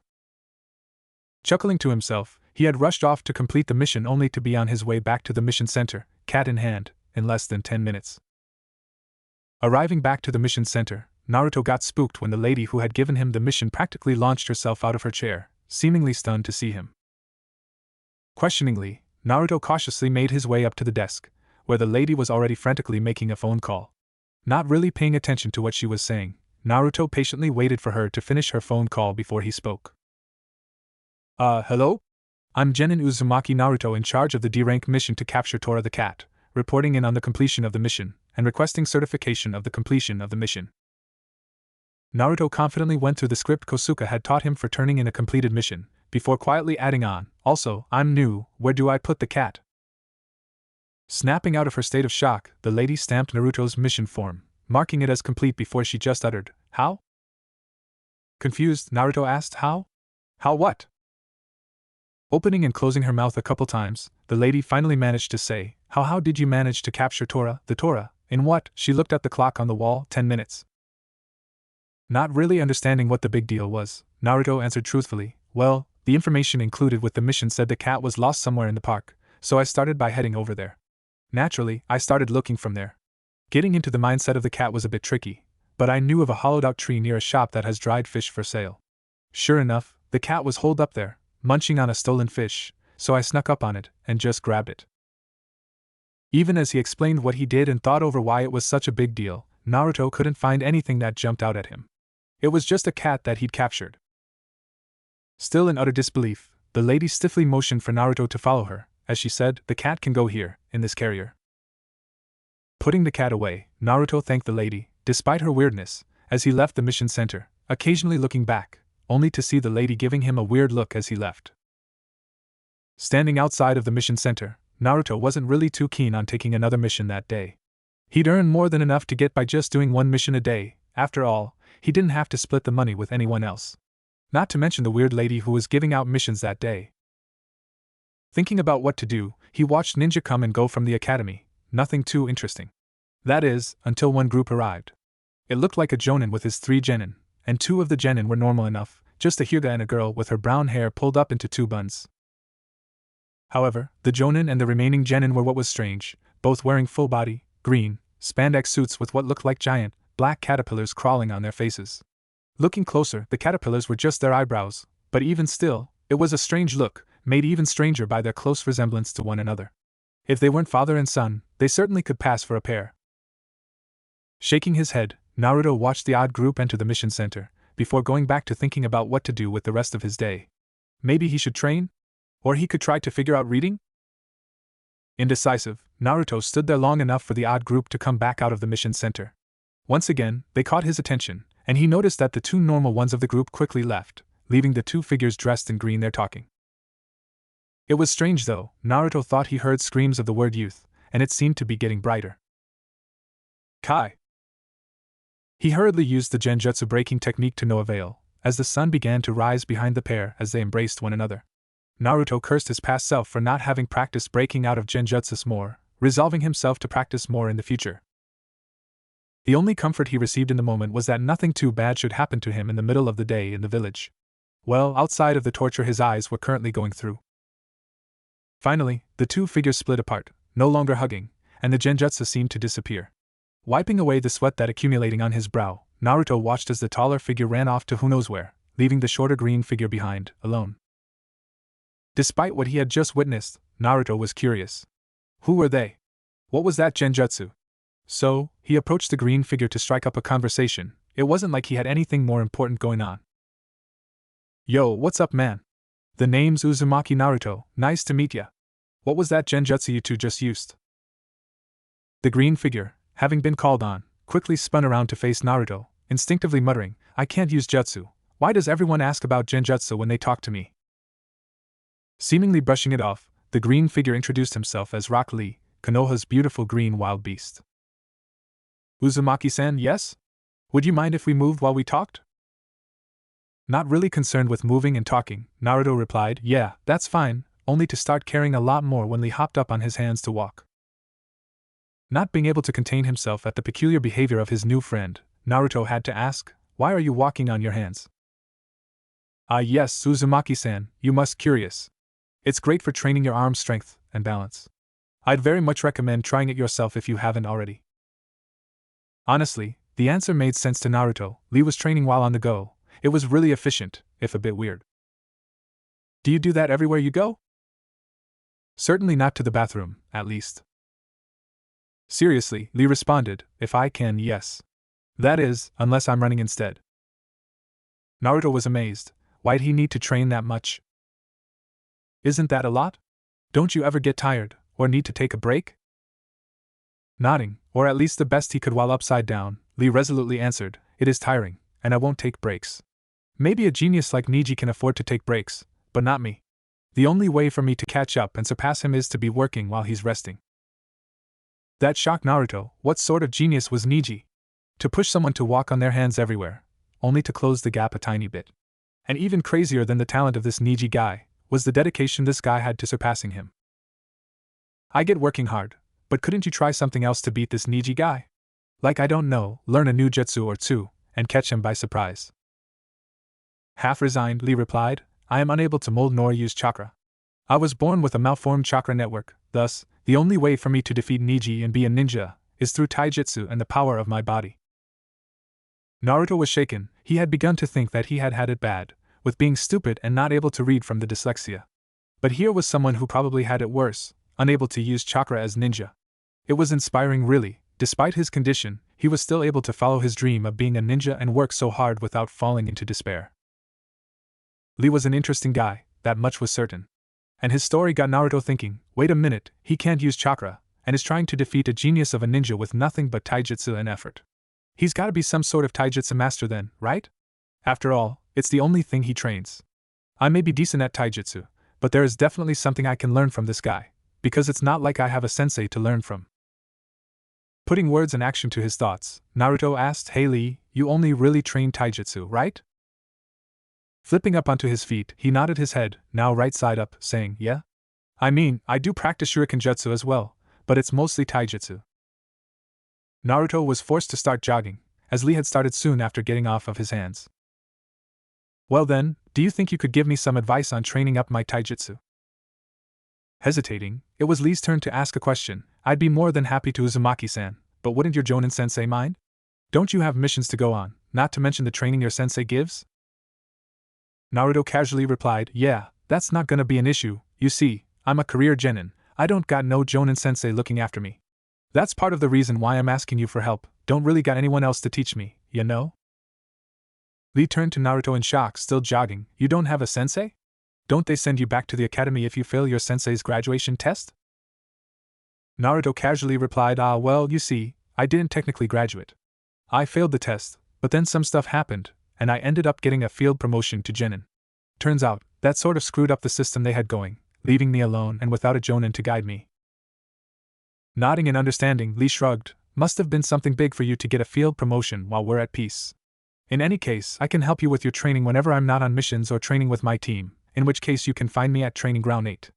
That's where I train by myself, and if you see me there, you are more than welcome to join me. Thankful, Naruto opened his mouth to thank Lee, before being cut off before he was able to. Of course, you probably would want to be able to train on your own, regardless of my presence, right? Stammering out an yeah? Naruto waited for Lee to continue speaking. In that case, I can recommend a few general exercises that you should be able to conduct by yourself. To start with, there's push-ups, sit-ups, and squats. Pretty simple and can be done anywhere. If you go to the woods, you can also do exercise there like pull-ups or hanging sit-ups. All of that will build up your strength. For cardio, you should either jog, like we are now, or you can also walk on your hands, like I did earlier. Swimming can also work as well. It was a lot of information all of a sudden, and Naruto tried to remember every word. Some of it he had heard before, but others, like using trees for certain exercises or swimming, was new. After pausing for a moment to let Naruto process the information, Lee carried on talking. If you buy yourself some weights, you can also do exercises with those. Although I'd recommend using body weights, and once advanced enough, chakra weights. Naruto had never heard of body weights, nor the apparently more advanced chakra weights. Not to mention Lee couldn't use chakra, right? What was the deal there? Lee? I got a question. Pausing his spiel, Lee turned to Naruto, Yeah? First off, what are body weights and chakra weights? Secondly, I thought you couldn't use chakra, so what's the deal there with you and chakra weights? Good questions. Think of body weights as a special type of weight that you can strap to your body to carry out exercises with. They effectively will make your body, arms, and legs feel heavier while using them in training. Then you take them off and your body will move much faster. That made sense to Naruto, but he was still curious about the chakra weights. Chakra weight, on the other hand, are an application of fuinjutsu that causes the same effect as body weights, except they are more compact, and usually a lot heavier, too. That's also how I am able to use them, as they are a type of fuinjutsu that can run constantly once turned on. Oh, so someone else who can use chakra turns them on for you, then you wear them around. That makes sense. Yeah, I'm actually wearing a set right now on my legs. Lee pointed to his orange leg warmers. They are beneath my leg warmers. Whoa, you're telling me this guy's been doing all this with added weight. And I didn't see him do anything when he came back from whatever mission he was doing. Was he wearing the weights the entire time as well? Sheesh, let me guess, you wear those all the time as well? Yup. Of course, his guess was right. While the beautiful from his title might be up for debate, he definitely fit the bill of a green wild beast. Well, Uzumaki-san. My team and I just returned from a C-rank mission, so my sensei gave us the rest of the day off. I don't know what you have planned, but I'm going to go train. Care to join me? Naively, Naruto replied with a yes, sealing his fate, although he was not aware of it yet. Some guy's backyard. Morning. Naruto was weeding some schmuck's garden, still not understanding how weeding or painting fences could be considered work for ninja. Even with him being a genin, the D-ranks he had seen seemed almost juvenile. Logically, couldn't civilians do the work instead? Perhaps they might not be able to handle catching cats, like he did yesterday, as they could be too sneaky and fast, but that didn't stop them from handling all the weeding and fence painting for the village. Heck, Naruto knew for a fact that some of the village's orphans would be more than willing to take on the work. And wouldn't it save time for ninjas like him to do more important work, or at least train? Although, thinking on it some more, Naruto couldn't quite figure out what sort of work would replace the missing D-ranks for genin. Maybe escorting less important merchant caravans? The more advanced genin could probably even help with training the academy students. Sure, he, himself, didn't really comply with the needs for that role, but surely someone like Lee could teach them taijutsu. Speaking of Lee, the training session the day before was brutal, and Naruto's muscles still ached. The guy was no less than a machine. Naruto struggled to keep up with exercises he was doing, and that wasn't even factoring in that Lee had chakra weights on the entire time. It was just one exercise after the next, over and over again for hours on end. Naruto had never appreciated his unnaturally high stamina so much as he did during the workout. Even as tough as it was, he did not regret the experience, however, as he could imagine how strong Lee must be if he trained that much. Heck, if he trained that much, and still couldn't beat that Neji guy, Naruto felt chills imagining having to fight him. It also made Naruto feel weak, in a way, as both Lee and Neji, as strong as they were still genin, like him. If the gap between himself and them were so high, despite the same rank, he couldn't imagine the difference between himself and the Hokage. Thinking back on it though, he had bested Mizuki, who had been a Chunin, in a fight just a couple days prior. So, was Mizuki just really weak for a Chunin? Or were Lee and Neji just unreasonably strong genin? Honestly, it was probably both. After all, weren't Chunin more value for leadership skills and experience rather than strength and raw talent? Regardless, thinking about his peers' strength and D-rank work wouldn't aid the Naruto of the moment in the least. No matter what, he was still stuck in the garden, weeding. And as a bonus, after he was done weeding, he also had to repaint the fence. Both sides, too. It was gonna be a long, tough day of work, but he had to do it if he wanted to be able to save up to afford some chakra weights like Lee. Having finished his mission and received his pay, freedom was restored to Naruto. Fortunately, that weird lady was not working the mission desk that day, so he didn't need to deal with her ogling. The issue was, he didn't know what to do with his extra free time. The mission he had done had taken up so much of his day that he didn't really think it would be possible for him to do another. Not to mention that his teacher, Kosuke, was off on a C-rank mission and he wasn't expected to return to the village for at least a couple days, so that option was bust. Iruka was probably busy with prep work for the classes he taught, and it was still a couple days until they would meet to check Naruto's ability to read anyways. Another option bust. Thus, Naruto decided to gamble, heading off to a particularly quiet and hidden rooftop. If he was right, he could probably find Choji and Shikamaru there, hanging out, provided they weren't doing a mission themselves or training. It's not like he'd miss out on anything by heading to check. Covering the distance in a relatively short amount of time, Naruto silently celebrated. His memory and luck hadn't failed him.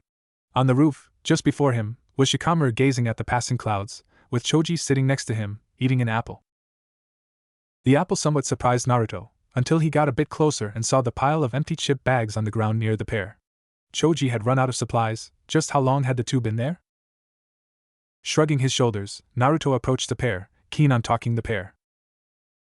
As if able to sense him, Shikamaru nudged Choji, who spun around as Naruto approached. Choji, upon seeing it was Naruto, whispered to Shikamaru, "We're good, it's just Naruto." Relaxing himself at the information, Shikamaru let out a sigh of relief before saying, "Hey, what's up, Naruto?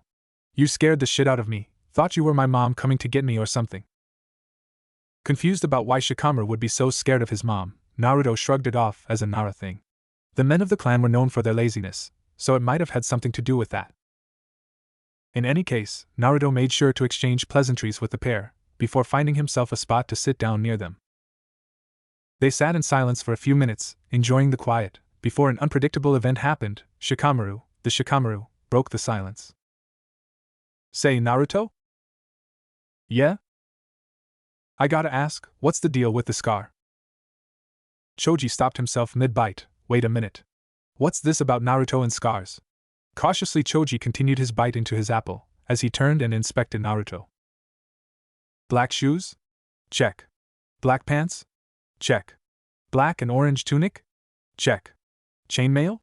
Check. Headband? Check. Naruto was fully clothed, covering up most of his body, not exposing any possible scarring. Although, looking closer, beneath Naruto's headband barely peeking out, was what looked to be a scar. Realizing that Naruto did have a pretty gnarly scar, Choji burst out, "Holy shit! I never noticed that you had a scar on your forehead, Naruto. Although I suppose it would have been covered by your goggles, right?" Although somewhat uncomfortable to talk about, Naruto wanted to answer his friend's inquiries. Of course, he couldn't exactly tell them everything, but just the fact he'd been hit in the head with a rock shouldn't be a big deal. "Oh, this," he said, removing his headband to reveal the much larger scar. "During the chase the other day after the prank I totally did not commit, someone hit me with a rock, and this is the result." Nodding their heads, Shikamaru and Choji didn't think much deeper into it. Putting aside whether or not Naruto was responsible for that day's prank, they'd often seen how mad people got at Naruto's pranks. And honestly, it could be expected that people that mad might throw a rock or two at you. The two were a bit surprised at just how big the scar was, considering it was just supposed to be a rock thrown out of anger considering a prank. It's not like they had any other grievances with Naruto. More importantly to Shikamaru, however, was that he had only just looked at Naruto for the first time when he pulled his headband off to reveal the full scar. Something was off about him, and it was obvious. It wasn't just the elephant in the room, it was the whole goddamn circus. Honestly, the curiosity Shikamaru had for Naruto's scar was nothing in comparison to the curiosity he was now feeling. Even if the world was going to end, he had to know. "Naruto? What are you wearing?"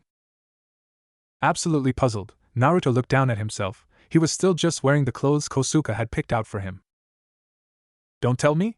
Maybe Kosuke was the one with the bad sense of fashion the entire time? Shit, I can't believe he tricked me into buying these clothes. Starting to fume, Naruto thinking about how he could teach Kosuke a lesson for this transgression when Choji followed up on Shikamaru's question. "Yeah, Naruto. When do you get into fashion? I didn't think you had it in you with that orange jumpsuit you always wore around." "Never mind, I guess I'm still the one with the bad sense of fashion." Answering his friend's doubts, Naruto sadly replied, "Oh, these? Kosuke made me get them. They're supposed to invoke a better image for Konoha, and no, you cannot wear that orange abomination. Honestly, I thought it was bullshit, but the clients so far have been treating me pretty good, so I guess there's something to it." Nodding his head, Choji readily accepted the answer at face value. Shikamaru, however, only had more questions in his mind. "Okay, makes sense. Those are more presentable, but what do you mean the clients have been treating you well? Doesn't your Jonin instructor deal with them? Oh, and who's Kosuke? Is he a teammate of yours, or maybe your Jonin instructor?" Realizing that he hadn't spoken to his classmates since before that night with Mizuki, Naruto began to see why they had so many questions for him. Long story. I'll give you the quick rundown first, I suppose. Don't got a Jonin instructor, so I gotta deal with the clients myself. And Kosuke's the guy who's teaching me the ropes of being a career Genin. You might also know him by the name, the Eternal Genin. That somewhat resolved Shikamaru's question from the other day regarding Naruto, and it also made sense that he'd be dealing with clients with him having no Jonin to do it for him. Once again, however, that raised another question that Shikamaru had been wondering about: just how did Naruto graduate after having failed the test? Well, I suppose that makes sense why you were the odd one out when we were getting our assignments. But that still doesn't really explain why you don't have a Jonin instructor? Wouldn't you still need one? Not to mention, I'm still curious, didn't you fail your exam? How'd you still graduate? And is that related to your lack of Jonin supervision? That was a lot of questions at once, but they felt similar to ones Naruto had heard before. Didn't Lee ask a similar line of questions the day before? All your questions are related in a way. You're right that I didn't pass the test, however, I still graduated, just in a different way. The details are sealed, so I can't tell you the specifics, but I ended up receiving a field promotion. And due to that field promotion, apparently, I completely messed up the whole 3 Genins with the Jonin instructor system they had going. So, their solution to the problem I created ended up being making me a career Genin. Since that wasn't exactly fair, the Eternal Genin was put in charge of teaching me. Shikamaru could wrap his head around that answer, but it really got him thinking. Naruto was called a screw-up by many people. Maybe they had jinxed themselves into being at the forefront of one of his screw-ups. But seriously, it was weird to think that a Soul Genin could screw up the entire graduation system the village had going. It was honestly impressive. At the same time, Shikamaru found himself maybe slightly respecting Naruto. The dude had failed the graduation test and still found a way to get promoted. That intense round of questioning, however, did leave things a bit awkward. It wasn't like they could just go back to sitting in silence after that. Luckily for Shikamaru, he would not have to think about the awkwardness for long. As soon after Naruto answered the last question, Choji's stomach growled. In response, the big-boned boy said, "Hee hee, I guess it's time to eat? I already know your answer, Shika, but Naruto, wanna come with? Spending time with friends?" Naruto could not turn down that opportunity. Quickly agreeing to the proposal, and tagging along, already wondering what they'd be eating. Choji skillfully led the way, with Naruto behind him, and Shikamaru trailing some further distance behind, moving at a sluggish pace. The trio walked on in silence, eventually arriving in front of Barbecue Akimichi, which Choji and Shikamaru promptly entered. Naruto lagged behind, trying to process that he had just been led to his friend's family-owned business. The guy had literally just unashamedly found more business for his own people. Shaking his head, Naruto entered the building, quickly finding the table where his friends were already seated. Interestingly, the table was already filled with meats and vegetables, although they had only just entered the restaurant a couple seconds prior. Furthermore, it looked like they were eating hot pot. Naruto wasn't quite sure, he hadn't eaten hot pot before, but he was pretty sure that's what it was. Skillfully, Choji and Shikamaru began cooking their preferred foods, with Shikamaru gingerly putting in some meat, whereas Choji looked like a tornado, grabbing multiple different items and putting them in. It didn't really look like he was being picky, just picking up whatever meat or vegetable he could the fastest. It was a new experience for Naruto, and sitting down, he began to copy what Shikamaru was doing with his food, not daring to attempt Choji's strategy. As if sensing Naruto's hesitance, Choji asked, still continuing his tornado of food prep, "Yo, you okay, Naruto? You look kind of awkward, have you never eaten hot pot before?" Somewhat dejectedly, Naruto shook his head, saying, "No, never had the opportunity. I usually just stick to ramen." That shocked Choji. Sure, he was an orphan, but to have never eaten hot pot, that just seemed weird. Shikamaru, on the other hand, just brushed it off. It wasn't that strange to him. He only really ate hot pot with Choji, after all. It ate at Choji though, as he thought back to all the times he'd seen Naruto eating. Naruto had said he'd only ever really eaten toast in the morning. At the academy, Choji had never seen Naruto eat even a snack. And the only time Choji had seen him at dinnertime was at Ichiraku's when he occasionally went. Heck, thinking back on it, hadn't Naruto been there every time he went to Ichiraku's? Choji almost brushed it off, but food was his bread and butter, pun not intended, and things weren't adding up. Stopping the tornado, he asked, "Naruto, what do you usually eat, besides ramen?" Honestly, Choji had never thought about food in relation to Naruto before, but he was a bit worried about what he might hear as an answer. Naruto was an orphan, but surely. Outside of ramen? I don't know, toast in the morning with a glass of milk. I think that's about it. It was so much worse than what Choji thought.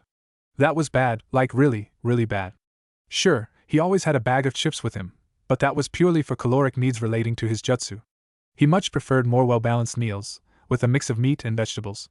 To be honest, it was a miracle that Naruto had managed to survive thus far with a diet of essentially only ramen. Realistically, it shouldn't even be possible. "Please Naruto, please tell me you're joking," Choji pleaded with Naruto for the truth. Shikamaru turned to his friend, surprised by the desperation in his voice. What was the big deal? Choji please went unanswered. No, why would I joke about that? It took several deep breaths for Choji to calm himself, which deeply concerned both Naruto and Shikamaru. What was the big deal? Choji, are you doing okay? Rubbing his head, Choji waved his friend off, saying, "I'm perfectly fine." What's not fine, however, is Naruto? At a loss, both Naruto and Shikamaru unconsciously let out, "Me? Naruto?" Struggling to remain calm, Choji continued, "Yes, you, Naruto? You and Shikamaru don't realize it yourselves, but what you just said to me, a food expert, is one of the worst things I've heard in my life. Naruto, doubtful, despite the conviction in Choji's words, asked, "What do you mean? Surely you're exaggerating? Plenty of people like to eat ramen, I just happen to love ramen. I don't see what's the big deal about that." Choji could see that Naruto didn't understand, so he patiently explained, "Naruto, the problem isn't your love of ramen. I like it myself. The problem is that you only eat ramen." Shikamaru caught on to Choji's words, but Naruto was still looking puzzled, thus, Choji continued. "You see, people have needs. Nutritional needs, ones that cannot solely be filled by ramen alone. To be fully honest with you, I don't know how you're alive right now, it's that serious." Although Shikamaru knew about proper nutrition, it wasn't something he ever really thought about. And it was only when Choji had pointed it out that he began to realize how strange what Naruto had just said was. How was he alive? Sheepishly, Naruto tried to laugh it off. "Well, if I'm still alive, then I suppose it's not that big of a deal, now, is it?" He chuckled, finding it amusing, that is, until he noticed the lack of laughter coming from his two friends who were having a silent conversation with their eyes. Sighing, Shikamaru said, "You know more about it than me, Choji, you should explain it to him." Choji had wanted his smarter friend to explain it, but what Shikamaru said did convince him to do it instead. He did no more, after all. "Naruto, putting aside your miraculous survival, one of the reasons why proper nutrition is so important, and thus, your ramen-only diet being so bad, is that your body requires various things to properly grow and develop. Ignoring any humor in you being so short, your diet is probably why. Not to mention, it's not really possible to put on muscle or get stronger without a well-balanced diet." Choji paused to let the information sink into Naruto's brain, before continuing. "Look, I wouldn't say anything if it wasn't a big deal, but it really is. And as your friend, I'd hate to see something preventable cause your death, whether that be from lack of nutrition, or from the hands of shinobi you'd have beat with a better diet." Choji had hit him where it hurts, his height and his ability as a shinobi. Now with more understanding, Naruto sat in silence, thinking about all that he just heard. "Naruto, I'll cut you a deal," Choji said, unsealing a book from a scroll he had on him. "Here's an Akimichi-based cookbook. I'll give it to you for free, just promise me to use it, and stop eating only ramen." Silently accepting the book, Naruto looked through it. Only to be confronted with the damned code. Of course, he'd forgotten about his dyslexia. What use would a book be that he couldn't read anyway? Everything he'd heard at the restaurant was bringing him down, and the code in the book, that might have been the last straw. That is, if Choji wasn't there to save the day with some good news. "Now that I'm thinking about it. What's wrong with you?" That was a bad way to put it though, as Choji realized and quickly corrected his words as he watched his friend's face drop. "I don't mean it like that. What I mean is 1, you shouldn't be alive with your diet. That's impressive on its own. But also, you're well known for your insane stamina, like you always would get your ass kicked by Sasuke, and you could just brush it off and get up." That fired Naruto up. "Hey! Those fights were close. I never got my ass kicked. He's lucky Iruka-sensei would save him every time." Unconvinced, Choji continued, "Well, regardless of who kicked whose ass, and who was saved by who, it still stands, you're lucky to be alive, much less able to run around nonstop like nobody's business. Not to mention, you're one of the stronger guys from our class. That shouldn't be possible with your diet, and here you are." That got both Shikamaru and Naruto thinking. That sure was strange. Shikamaru, in particular, noted it down in his mind as another weird thing about Naruto, before he turned back to paying attention to what Choji was saying. Continuing with that train of thought, wouldn't you be practically unstoppable with a better diet? Heck, the wound where your scar is healed quickly, right? Yeah? Pretty much overnight. That's really weird as well.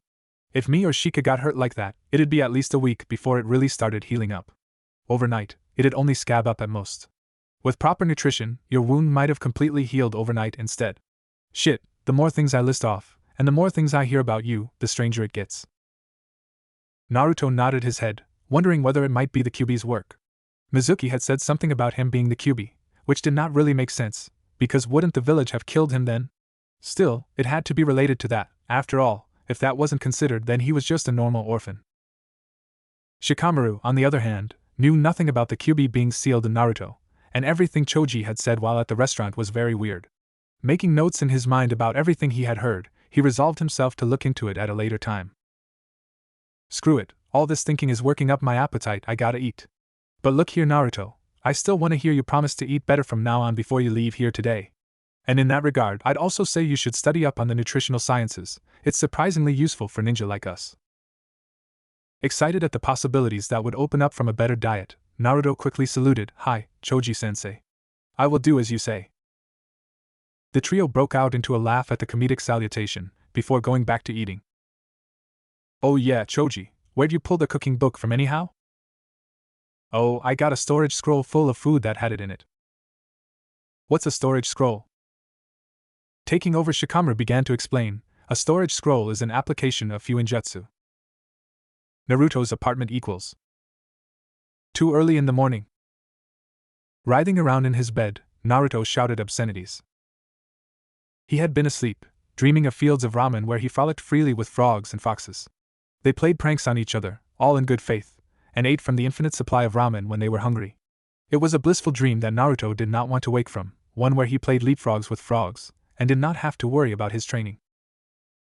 But alas, it was not meant to be, as here he was, headache dying out at last.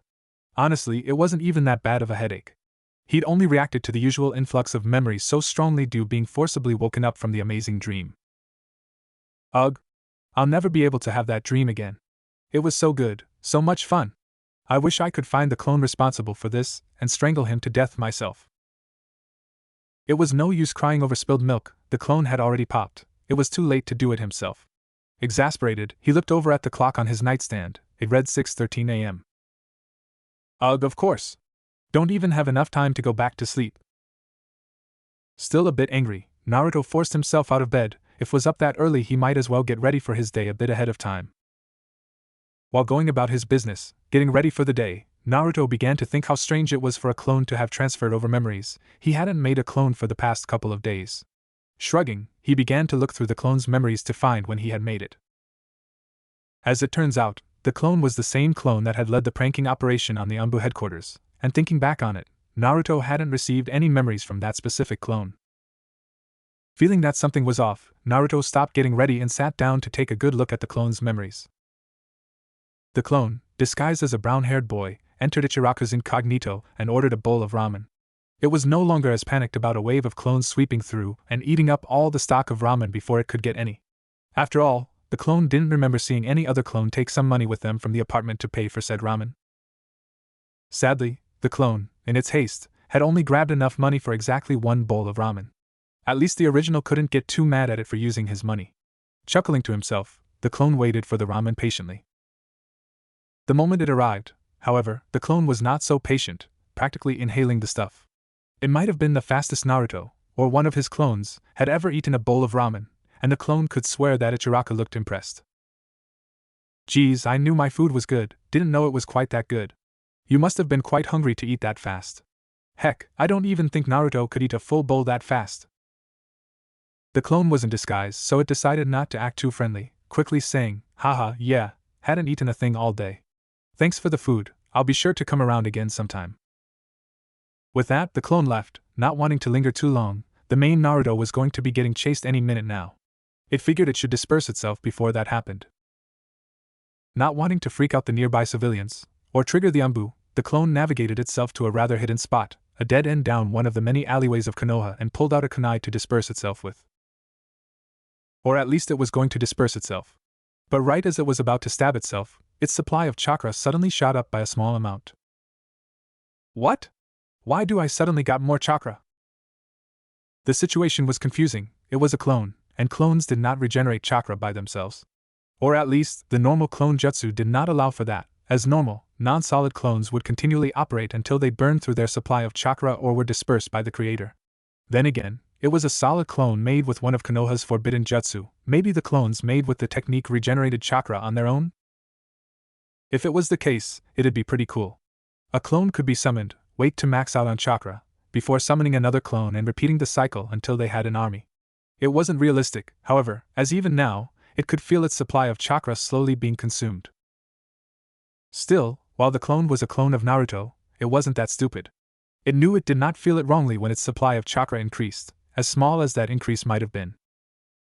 Just as it was really starting to think about digging into the details of what had occurred, memories began to flow into the clone's head.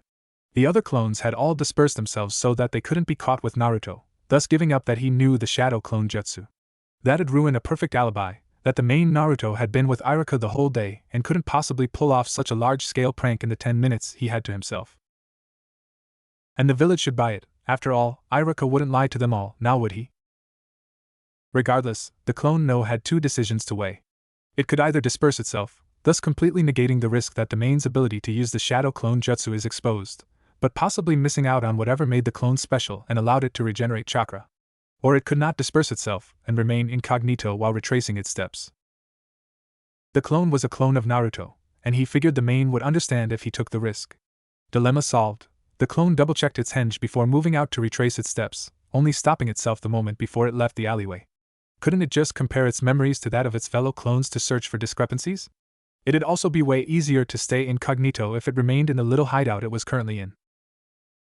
Reviewing its memories, nothing really jumped out at the clone. It had been created, already knowing its mission. It had taken some money from the main stash in the apartment, before leaving to the tree where it observed the Umbu headquarters from. It then sat there for a few hours, before leading the operation on the headquarters. Following that, it went and ate some ramen, then arrived at its current position. The clone was forced to review the memories of its fellows to find an answer. Radioing. Cleaning. Pranking. Dispersing. That was all the clone's memories, nothing but their assigned duties. Nothing set itself aside from the others save for two main things, him taking the money and him eating the ramen. It didn't really think the money was the issue, as it had sat for hours with it on him and hadn't felt any increase in his chakra. That only left the ramen. The ramen must have done something. It made sense, the food was the work of the gods, after all, having mystical chakra-restoring powers wasn't too far-fetched. The clone would need more money to confirm its suspicions. With the main Naruto currently being chased, it could only rely on itself to obtain the funding it needed. And there was only one way it knew how. Stealing more money from the original. The clone casually made its way through the streets of Konoha, admiring the wild chase that was ensuing. It did feel uncomfortable, however, as it saw some men with actual weapons moving to participate. Not to mention all the people cursing the original, it didn't seem like the friendly sort of chase they had been expecting. The clone forced itself to ignore its worries, it had something bigger to worry about. Not to mention that the original could handle himself well enough if it came to it. With that said, the clone hurriedly made its way back to the apartment, and secured the funding it needed for its new mission. From there, the clone's memories repeated. It would hide out in the alleyway and periodically leave to go to Ichiraku's for some ramen. Eventually Ichiraku had gotten curious about his new regular, with the clone introducing himself as Chunmaru. Naruto had always figured, if all the other villagers hate him, surely Ichiraku did as well, he was just better at hiding it. Thus, it was nice to see that old man Ichiraku treated him as well as any other customer, as it cured a deep-seated worry of the boy. However, as nice as that was to see, Naruto was still pissed. The clone had, in a period of 4 days, blown through almost 20,000 ryo on ramen alone. Regardless of whether it was for an experiment or not, that was a lot of money for Naruto. Money that he'd have to make up with more D-ranks.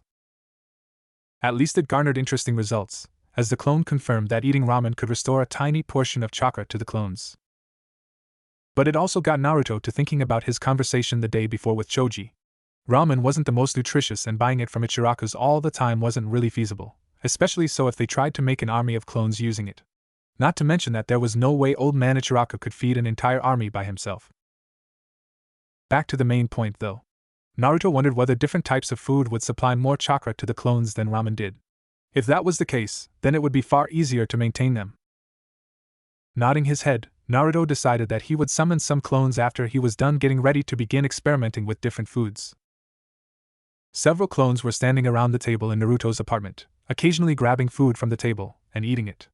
Each clone had a paper in front of them, where they wrote down what food they had eaten and how much chakra they thought it restored. The clones had started the experiment excited at the prospect of not just fizzling out within a couple days, but by the end, all the hope in their eyes had vanished. They had gone through all the food purchased in just a couple minutes, as their sheer numbers made it, so each clone only had to consume 1 or 2 items. It seemed like foods heavy in meat and vegetables would give more chakra, hence it might have something to do with nutrition, but in the end, no food would provide enough chakra for a clone to survive indefinitely. The results were not satisfactory, for the clones or Naruto. The disappointment in the room was palpable, and Naruto, as the original, was the most disappointed of all. It felt manufactured in a way, like someone had left the possibility there for someone to find but left just outside of reach on purpose. And honestly, Naruto began to wonder whether the clones' thoughts and emotions were affecting him. Sure, he cared for the clones, but at the end of the day, they were still just another technique in his arsenal. Was it really that big of a deal that they weren't permanent? He had enough chakra. He could just summon more at any moment. A clone, as if voicing Naruto's thoughts, spoke sadly. Well, we're just dumb old clones anyhow. It's not a big deal if we survive for 10 seconds or can live a lifetime, right? As sad as it was the reality for the clones, one they remorsefully accepted. But something about that rubbed Naruto the wrong way. Who says it's not a big deal? Who says these clones don't deserve a fighting chance? Clones. Tell me, is that really how you feel? A clone went to respond before Naruto cut him off. That was rhetorical. You guys are me, and I am you guys. We're all the same. I know what our answer really is. Who cares whether y'all are clones or not? I don't care, and y'all definitely shouldn't sell yourselves short. The clones started to get riled up. The original was right. They didn't want to live short 10 seconds lives. They wanted to live. We're ninja for crying out loud. Sure, we're bottom of the barrel, barely graduated ninja, but ninja nonetheless. We can shoot fireballs from our mouths, teleport, and create living, breathing copies of ourselves. Who's to say there isn't some other way, outside of food, for clones to restore their energy with? The answer could be out there. And heck, it could even be really easy to do. We just gotta find it. The original was right. There's gotta be some method to survive. They'd only really tried one thing. Who's to say there isn't something else out there? The clones once again regained their hope and their excitement, but they forced themselves to hold it in. Now I'll ask you one thing, Naruto yelled, holding up a single finger. Who's with me? Who wants to find the answer? Our answer. That was the last straw. The Narutos had been cooped up for far too long. Forced into different clothes, to act a certain way to handle clients, to be calm despite their excitement at finally being a ninja. The apartment filled with shouts and cheers that surely would have woken up anybody sleeping in the nearby apartments if there were anybody there. The horde of Narutos were activated, they were excited, and they were ready to get out there and find their answer. Beginning their march under the watchful eye of the original, it was the first clone who reached the door who broke the group out of their fervor. So, what's the plan even? How are we gonna go about finding our answer? It was cold water poured over their many heads. They had whipped each other up into a frenzy without taking a step back for a moment to create an actual plan outside of, just do it. The rabid Narutos were once again calm, as they began to sit down in pairs and trios, discussing plans of action. As it turned out, the same clone who stopped the group at the door was also the one who came up with the answer. I know we hate doing it, and we got the dyslexia and all, but isn't the best option really just reading some books?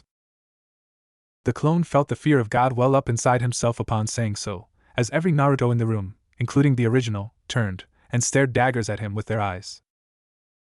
Sweating, it continued to speak, trying to remain unfazed. Well, like we don't really have anybody to ask, right? We don't know anybody who knows the technique. Not to mention that we don't really know a lot of people. The only person we might be able to ask would Irika, and I doubt he'd know. That really just leaves us with books, doesn't it? As much as they hated it, it was the best solution anyone had come up with. Still, they didn't want to resort to having to read to get by, so before they committed to it, they held an impromptu meeting to discuss it. The clones rapidly set up the room for the meeting, with the table set up in the middle of the room. The clones then split up into two groups, or factions, with one side being the pro-reading front, and the other being the anti-book coalition. Each group had one representative sit at the table. Heading the pro-reading front was the clone that had proposed reading to begin with, while the anti-book coalition was represented by a particularly hard-headed Naruto clone. The original Naruto was seated at the head of the table, acting as a judge. Although the situation appeared comical, the meeting itself was anything but. I declared the first meeting regarding the continued life of clones open. Starting with the pro-reading front, to which several hastily made banners were waved, and then continuing on to the anti-book coalition, again, with more banners. State your cases. Thank you, Honorable Judge. We at the pro-reading front, PRF, present a simple case. Us clones need information, and have no one to go to for it, thus leading to the natural conclusion that we require books to provide us with answers. Yes, the original did not seem convinced. The argument was weak and superfluous. Turning to the anti-book coalition, he said, and the anti-book coalition's case, if you please. Yes, Honorable Judge. As a Naruto clone, I think I can speak for all of us when I say, books bad. It is the anti-book coalition's, ABC's, case that we should not be forced to do what we do not like to do. The original Naruto was not a fair and unbiased judge, clearly favoring the option where he would not have to read. After all, who wants to mess around with all those words and code? The room and I have heard both sides' opening remarks. Now, I will open the room for discussion between both sides, and please keep it civil. It was a foolish thing, asking Naruto's to be civil, but it worked. They couldn't exactly accomplish anything if they weren't civil, after all. I suppose we at the PRF will start, if those of the ABC do not mind? The floor is yours. Clearing his throat, the PRF clone got up from his seat, the clones on his side quickly making space for him to move around. Pacing around, the clone started to begin. I will start with a question for the ABC. How do you propose we go about figuring out the clone chakra issue, if not through books? Boos erupted from the ABC side of the room, as they began to shout, "That's not fair! And that's a low blow!" The original Naruto stood up, smacking the table, and quieting the room. As he did so, the original shouted, "As much as I hate to admit it, that is a fair question. ABC representative, please answer it." He then sat back in his chair, regaining his calm. While we at the ABC do not have an exact solution to the question, we believe that one will emerge in the future, given enough time. Thus, reading is not necessarily needed to solve our problems. And I would like to ask a question in return. How do you know we can find a solution by reading?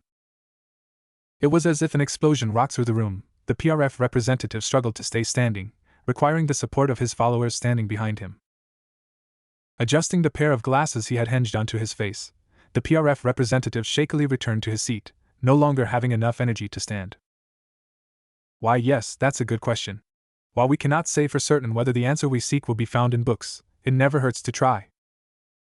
The PRF representative's voice gained conviction and strength as he continued to speak. Furthermore, there have been many geniuses in Konoha's great, long history. Surely one of them has thought about a similar issue in the past and had written it down for the future generations. The ABC rep opened his mouth to refute what the PRF rep was saying, but he was shut up as the PRF rep quickly said, "I'm not done speaking. You also forget, we the clones, along with the original, have promised to Irika-sensei to practice our reading more in the future. This is simply a matter of hitting two birds with one stone." The momentum had completely reversed in the room, as one could almost imagine the ABC rep being launched back in his chair, fury on his face. Damn that PRF bastard! How can I argue against that? We all remember that promise. There's gotta be something, anything. Suddenly, the ABC rep's face lit up, before it grew into a devilish smirk, unsettling the clones of the PRF. They watched, as if in slow motion, as the ABC rep pointed towards a corner of the room and shouted, "What's that?" Each clone, as well as the original, turned their heads to see what the ABC rep was talking about, only to see nothing, and still in slow motion, they turned their heads back around to see the ABC rep lunged across the table, popping the PRF rep. "No!" shouted the various clones in the room. It was too late though, the deed was done, and immediately following the assassination, the ABC rep proceeded to burst itself, revealing its inner thoughts to the whole room. They consisted of, "His argument is too good. This is lost, I'm gonna pop him, then myself. It'll be pretty funny." It was absurd, the Narutos couldn't help themselves, as they began to laugh at the situation. Of course, their final decision had been made for them, as they now had all the memories of both factions' leaders. Making it official, the original stated, "With that, I declare the first meeting regarding the continued life of clones closed." It was now time to head to the library en masse, as per the agreed upon plan. Each Naruto clone transformed before leaving the apartment, taking on various forms. They still wanted to keep the shadow clone jutsu a secret for as long as they could. It was the clone's first trip to one of Konoha's shinobi libraries. The original had never gone as a student, partially due to lack of interest, but also because most of the books were sealed to non-ninja academy students included. The clone wasn't sure how many other clones were heading to the same library as him. After donning the henge, he had split off from the group amongst the crowds wandering Konoha's streets. Thinking back on it, maybe they should have planned it out a bit better, thereby ensuring that every library was hit. The clone just had to hope that they hadn't all chosen to head to the same library. He himself was heading to one of the lesser-known libraries. He'd never really seen anybody use it, as hidden as it was. It was located near the Hokage monuments, kind of out of the way. He only knew about it as he'd stumbled into it after one of his many stunts. Entering the library, he was surprised that no stopped him, or at least checked to make sure he was a Konoha ninja. Brushing it off, the clone continued in, arriving at a lobby-type area with a single desk in the middle.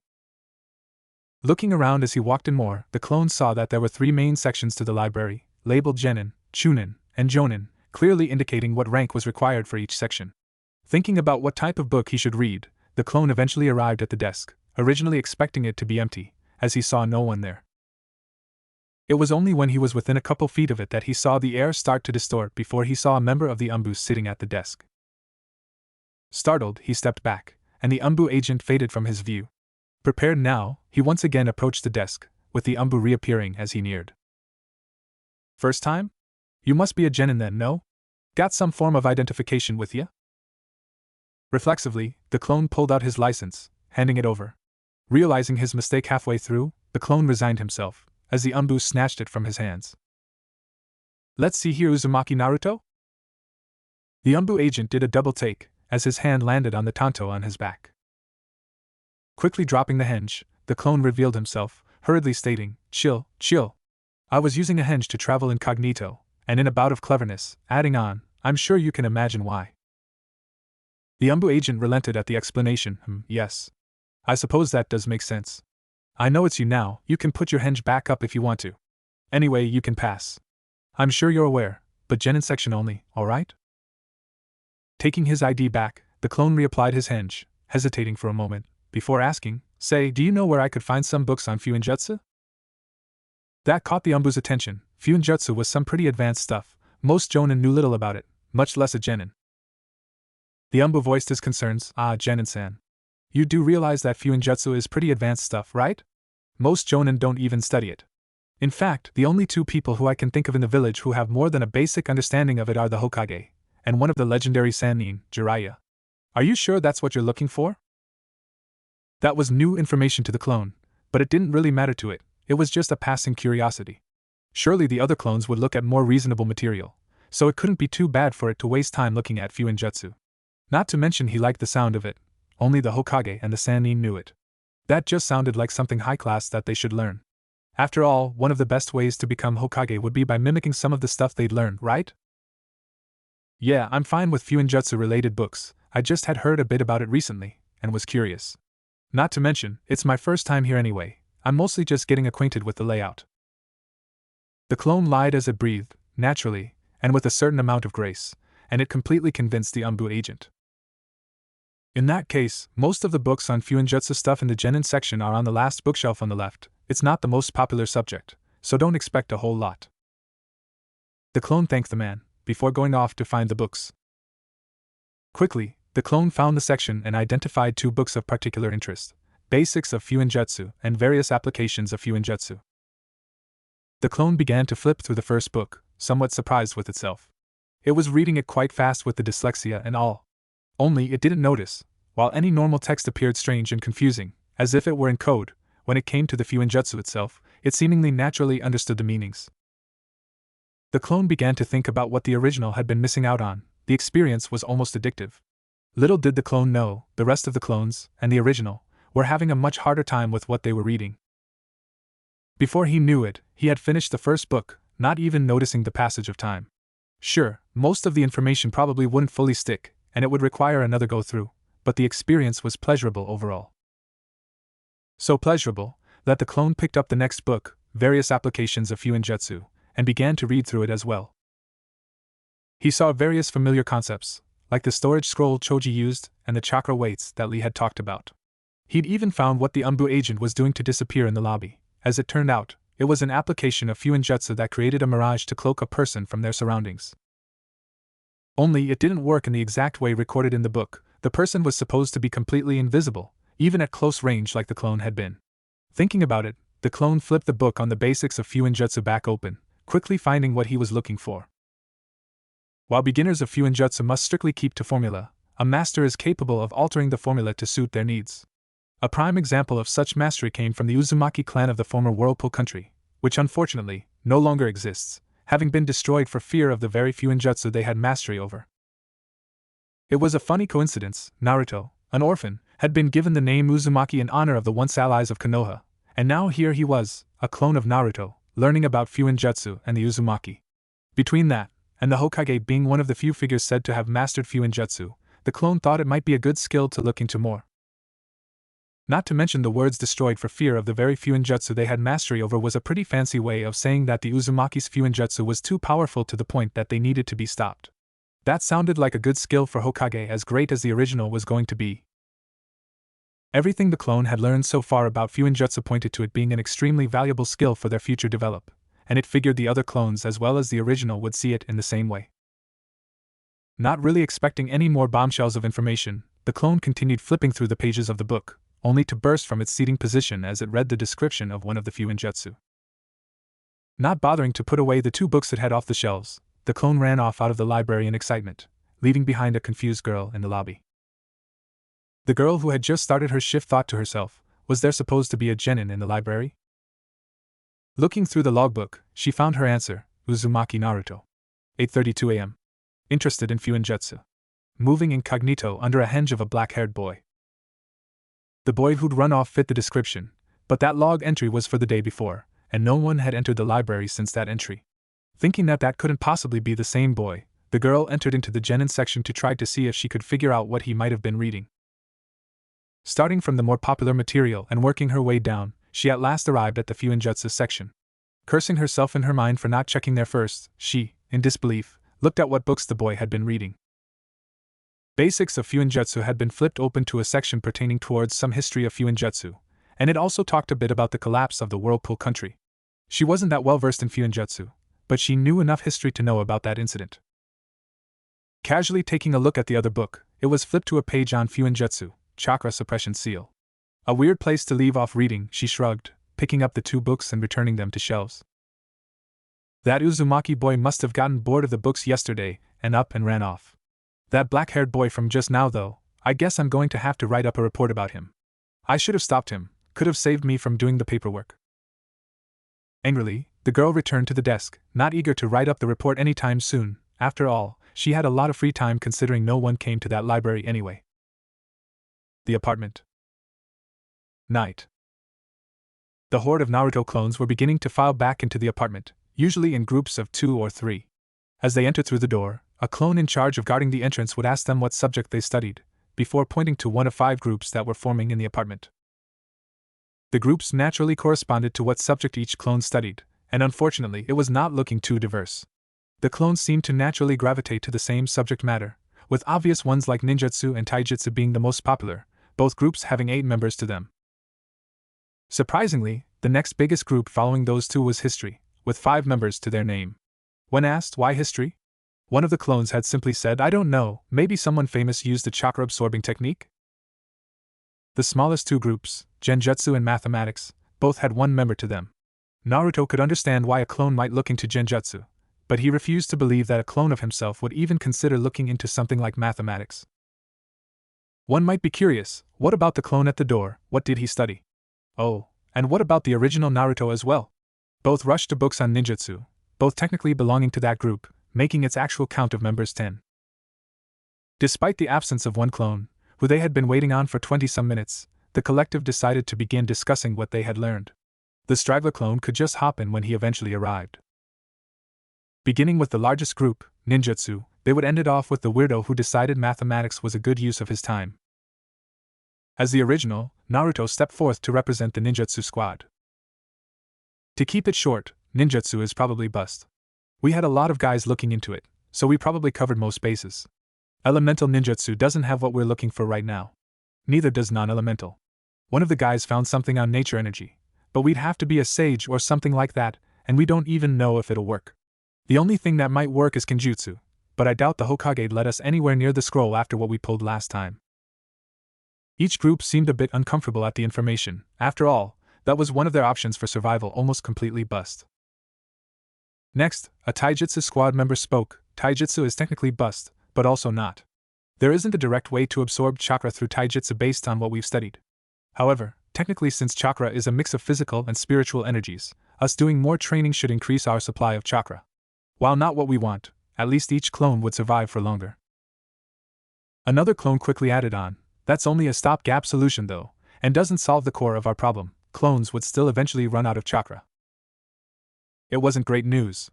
There was a moment of silence in the room before a history clone took its turn speaking. Our results are much the same. There are options, none that we can use.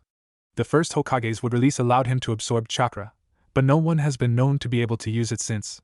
There is also Samahata, one of the swords used by the 7 ninja swordsmen of the mist, but that has apparently been missing for some time now.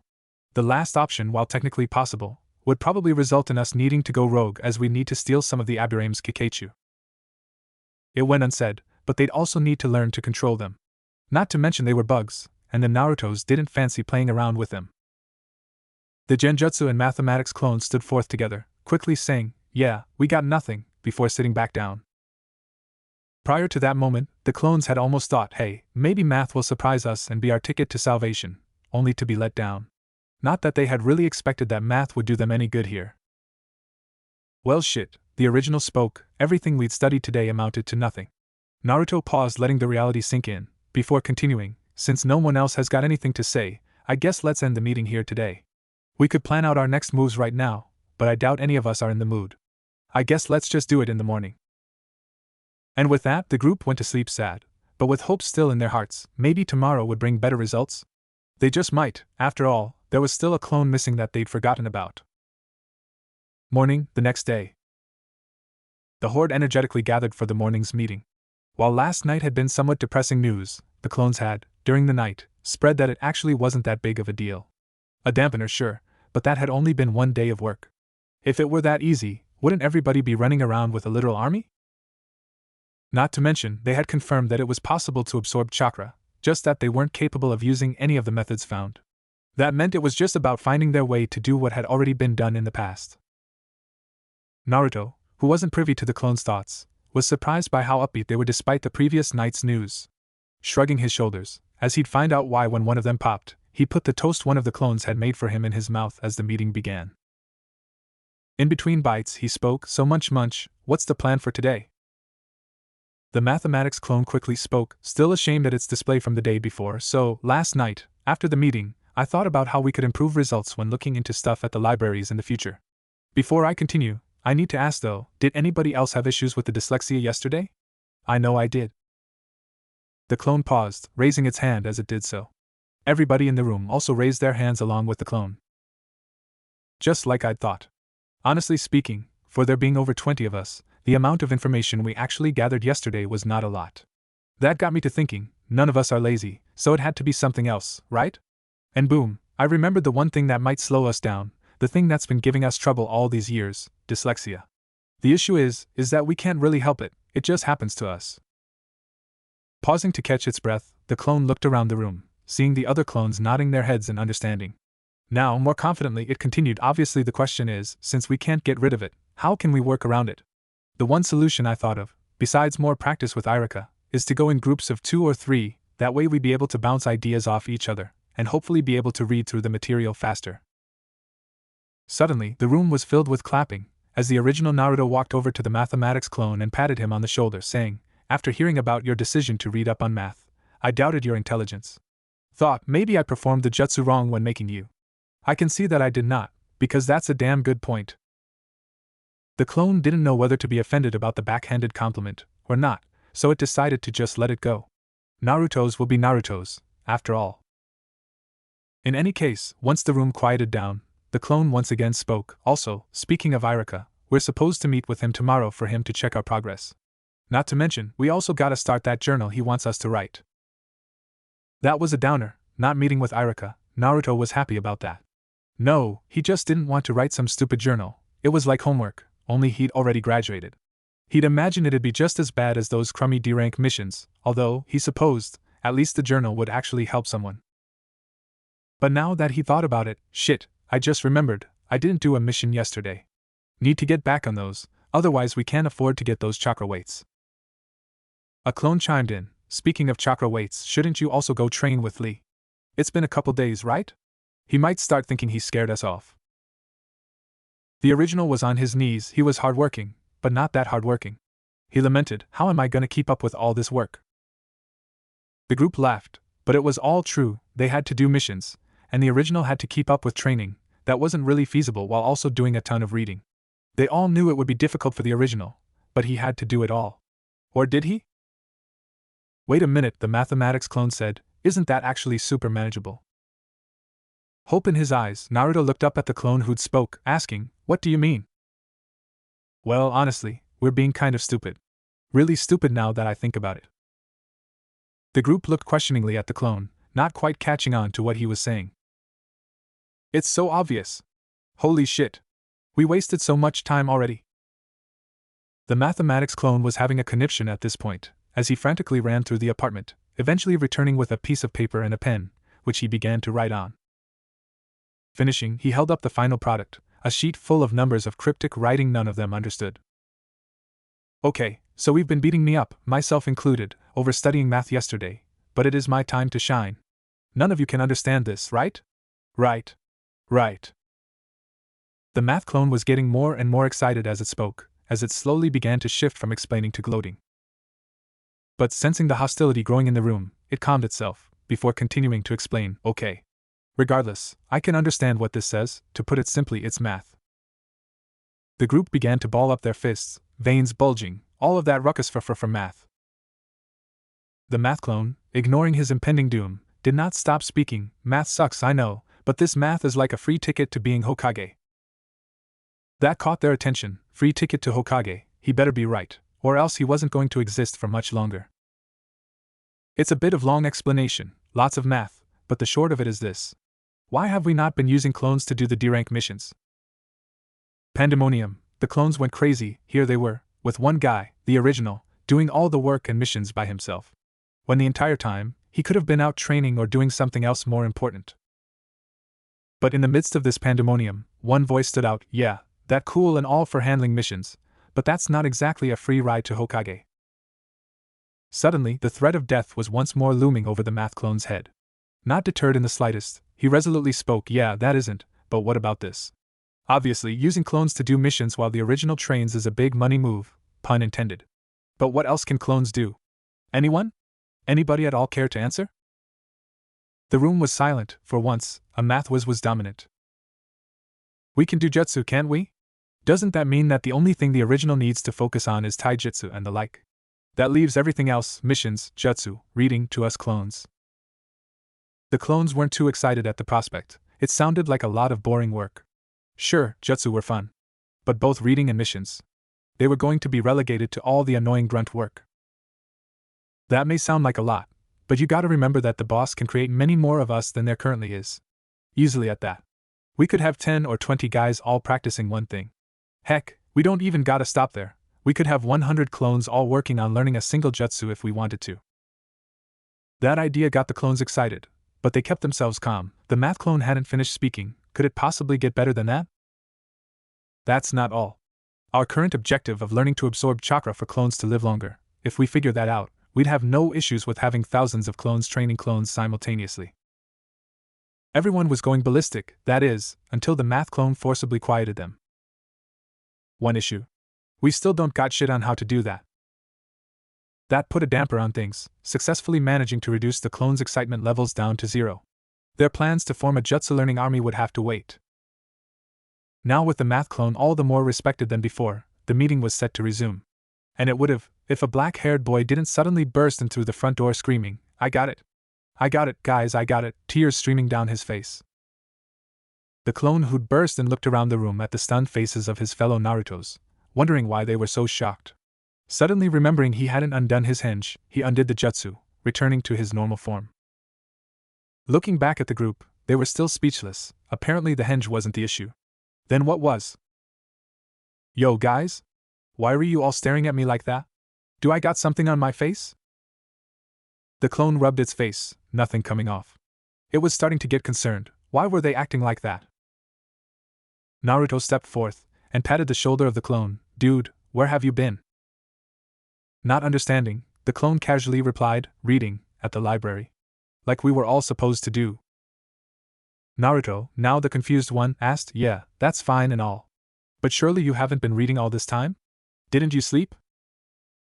Now confused, the clone jokingly asked, "What do you mean sleep? It hasn't been that long, why would I sleep? It's not like the books were that boring." Fully caught on, Naruto continued talking to the clone. "We left to read Friday, right?" "Yeah, well, Friday morning would be more accurate." His suspicions confirmed, Naruto affectionately embraced the clone. before saying, "Dude, Friday was yesterday. It's Saturday." A look of horror appeared on the clone's face. What did he mean it was Saturday? He'd only read for what, 1 to 2 hours at most. Naruto then asked the clone, tears in his eyes, "What did you decide to study? What caused you to be this way? How can we fix you?" Sensing that the original's tears were fake, the clone thought that everything that was said must have been all a part of some prank. Still, it answered the question, "I read up on Fuinjutsu." The clones in the room were surprised. The clone that had just entered was the only one who had decided to study Fuinjutsu. He was also the only one who had come back so late. It had to be connected in some way. The clone in question, ignoring the prank that was being played on him, soon regained his excitement as he cried out, "Anyway, let's ignore y'all's stupid prank for now. I got big news. I think I found a way for us to absorb chakra." It was like a bomb had been set off in the group's heads. Their minds were blank save for one thought: was it true? Did he really find a way? Continuing to speak, the clone excitedly said, "So it's like this. As it turns out, Fuinjutsu can do some pretty crazy stuff. The Uzumaki who were named after were actually wiped out because of how powerful it is in the hands of a master. Anyway, apparently if one is good enough, one can alter Fuinjutsu to create any effect one desires. Which would be good enough on its own for our purposes. But I also found something else that makes it even better." The clones were teeming with anticipation. It was already sounding better than anything they'd heard the day before. "There's this type of Fuinjutsu called the Chakra Suppression Seal. What it does is steal chakra from whatever it is used on. And that's the thing, couldn't we make one of those, and alter it a bit to steal chakra and give it back to us?" For the second time that meeting, pandemonium broke out amongst the clones, only this time, it didn't die out until much later. The apartment. Same day. The clones had at last settled back down. As good as the news was, they still had a meeting to finish. The math clone, being somewhat of a leader amongst the clones by now, took charge. "Okay guys, let's focus up. Right now, we're working on borrowed time. Unless y'all actually want to pop from running out of chakra, we still got work to do getting the chakra thingy up and running for us. What was it called again?"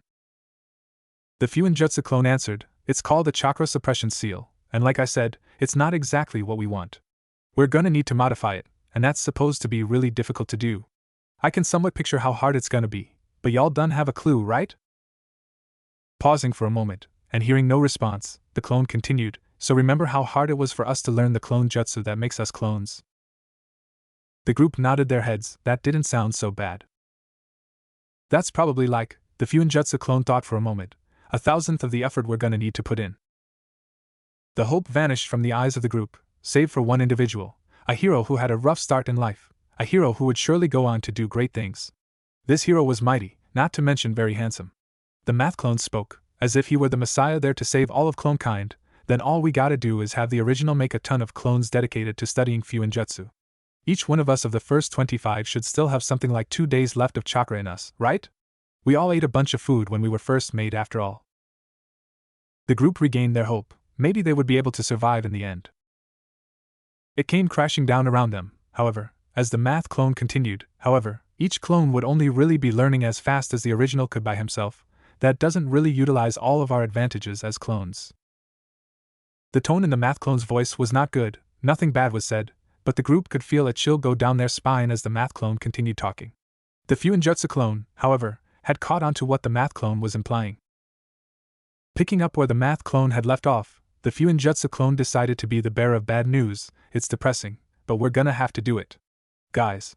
We, as the second generation of Naruto clones after the Forest generation, will need to sacrifice ourselves for the future of clonkind."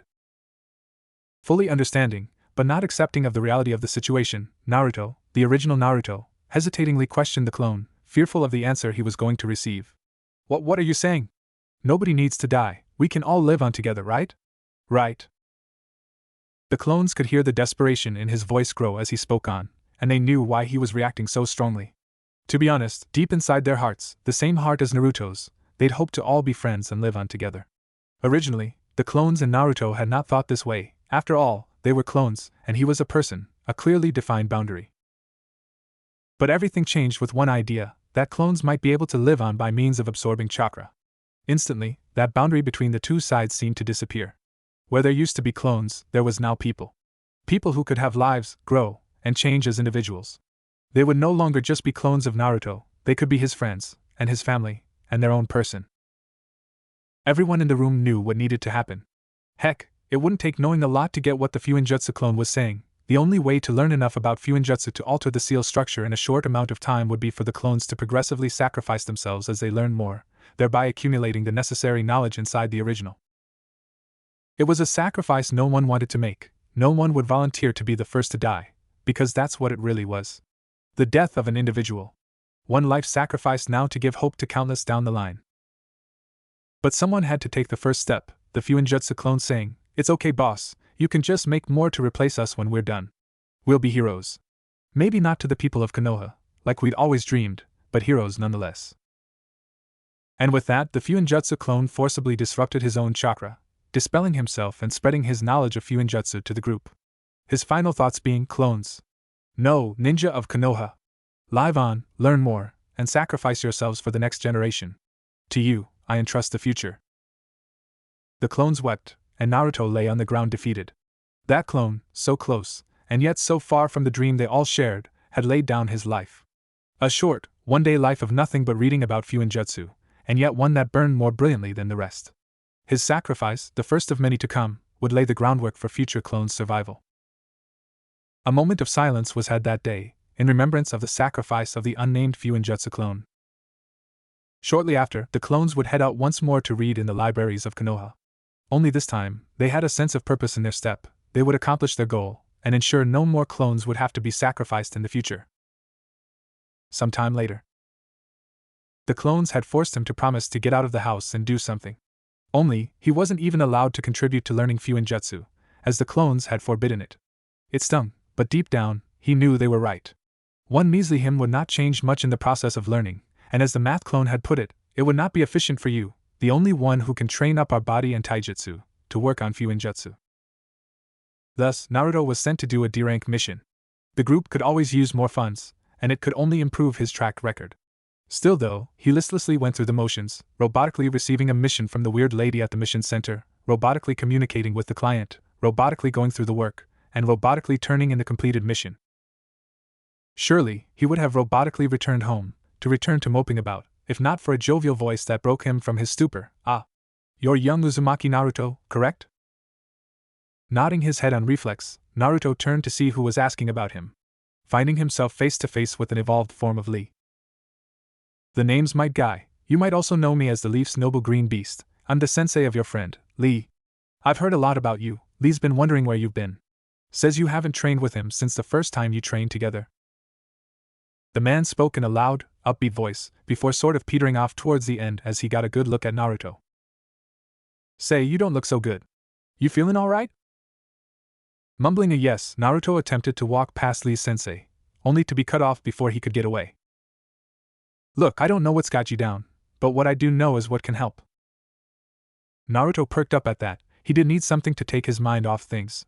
And the dude was a jonin after all, maybe he might have some good advice. "All you gotta do is go train for a bit, and that'll turn your frown upside down." Never mind, Naruto changed his mind, vowing to never trust a jonin dressed in all green ever again. Scowling, he made an even larger attempt to get around the man, not equipped to deal with him in his current state. "Look, kid. I know how it sounds.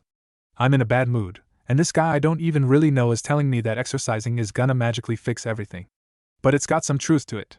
You see, exercising will get those endorphins flowing, and before you know it, all the unhappy juice inside you will be replaced with happy juice." Stopping his attempts to get rid of the man, Naruto thought on what he'd said. It could certainly be possible. He didn't know what those endorphins were, but what he did know was that he was usually in a pretty good mood after exercising. Not to mention, that was the agreed upon job as the original. It couldn't hurt to try it out, could it? Sensing the changes in the boy's emotions, Guy quickly said, "I'm sure Lee already told you, but he likes to train at Training Ground 8. We don't have anything scheduled as a team, so he should be there right now. Consider swinging by, the exercise could do you some good, as well as being with a friend." The man then flipped up on his hands and ran off. Naruto chuckled to himself. He could see where Lee had learnt that training method from. Now, in a better mood than he'd been in prior, Naruto ran off in the direction of Training Ground 8. He was going to find Lee for some more training. The next day, Naruto winced in pain, pausing mid-sentence.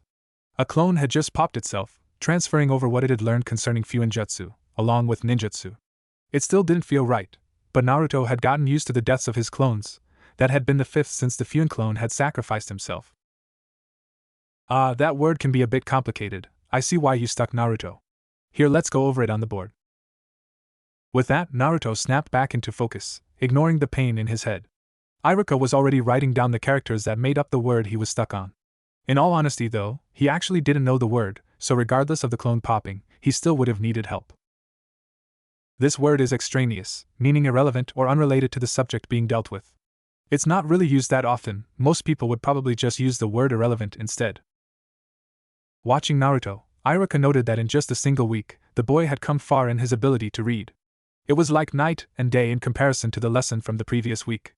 It seemed like dyslexia was not the major thing impacting Naruto's education all those years. In truth, Naruto was breezing through everything Iruka had been teaching him that day. It was to the point where Iruka couldn't quite get how Naruto had had trouble during school, dyslexia or not. With the ability to learn that he was showing, it just didn't seem right. It felt off. Like really off. Hey, Naruto? Has anybody ever tried to help you with your reading besides me? Iruka could see the gears turn in the boy's head as he thought about the question. Nobody really took an interest in me back then. Although, I guess technically it was Kazuki-sensei who taught me to read. That made sense to Iruka. An orphan like Naruto would only really learn to read at the academy, after all. He himself had learned to read at the academy as well. Nothing seemed too off about that. Perhaps he had thought wrong? But he wouldn't be a good shinobi if he didn't dig at least a little deeper. What were those lessons like? What did they entail? Did Kazuki not notice your issues with reading? The boy went back to thinking again, before saying, they were just the normal classes with the other kids. Iruka nodded his head, no individual lessons that might allow for some form of sabotage. We practiced kanji, went over words, kind of like what we are doing right now. Still good, nothing weird there. And no, he didn't notice anything weird about my ability to read. That seemed strange to Iruka, but then again, he hadn't noticed either until Naruto had already graduated. And even then, Naruto had pretty directly told him about it. I actually went to him on my own for help, didn't know it was dyslexia at the time, but I was having some issues. White noise rang through Iruka's mind. Of course. It was Naruto. It couldn't be as simple as just the dyslexia. Still though, calming himself, Iruka gave that Kazuki the benefit of the doubt, as he asked Naruto one final question, and did he help you at all? No, he said I was doing fine. Thinking back on it, there's no way that was the case, right Iruka-sensei? Nodding his head, Iruka sadly looked at the boy. Iruka had thought the academy failing him once in regard to his education was going to be it. Turns out it was actually the second time. Naruto never thought I'd have to do this twice. In 1 week, no less. I hereby formally apologize to you on behalf of the academy. Naruto, unfazed, jokingly responded, surely you can't be serious, Iruka-sensei. One time I can understand, but there's no way that what I think happened, right? Seeing that Naruto was more than likely fully aware of why Iruka was apologizing, he relented, confirming Naruto's suspicions. Yeah, it's exactly what you think. Kazuki said that on purpose, probably to make sure you never learned to properly read.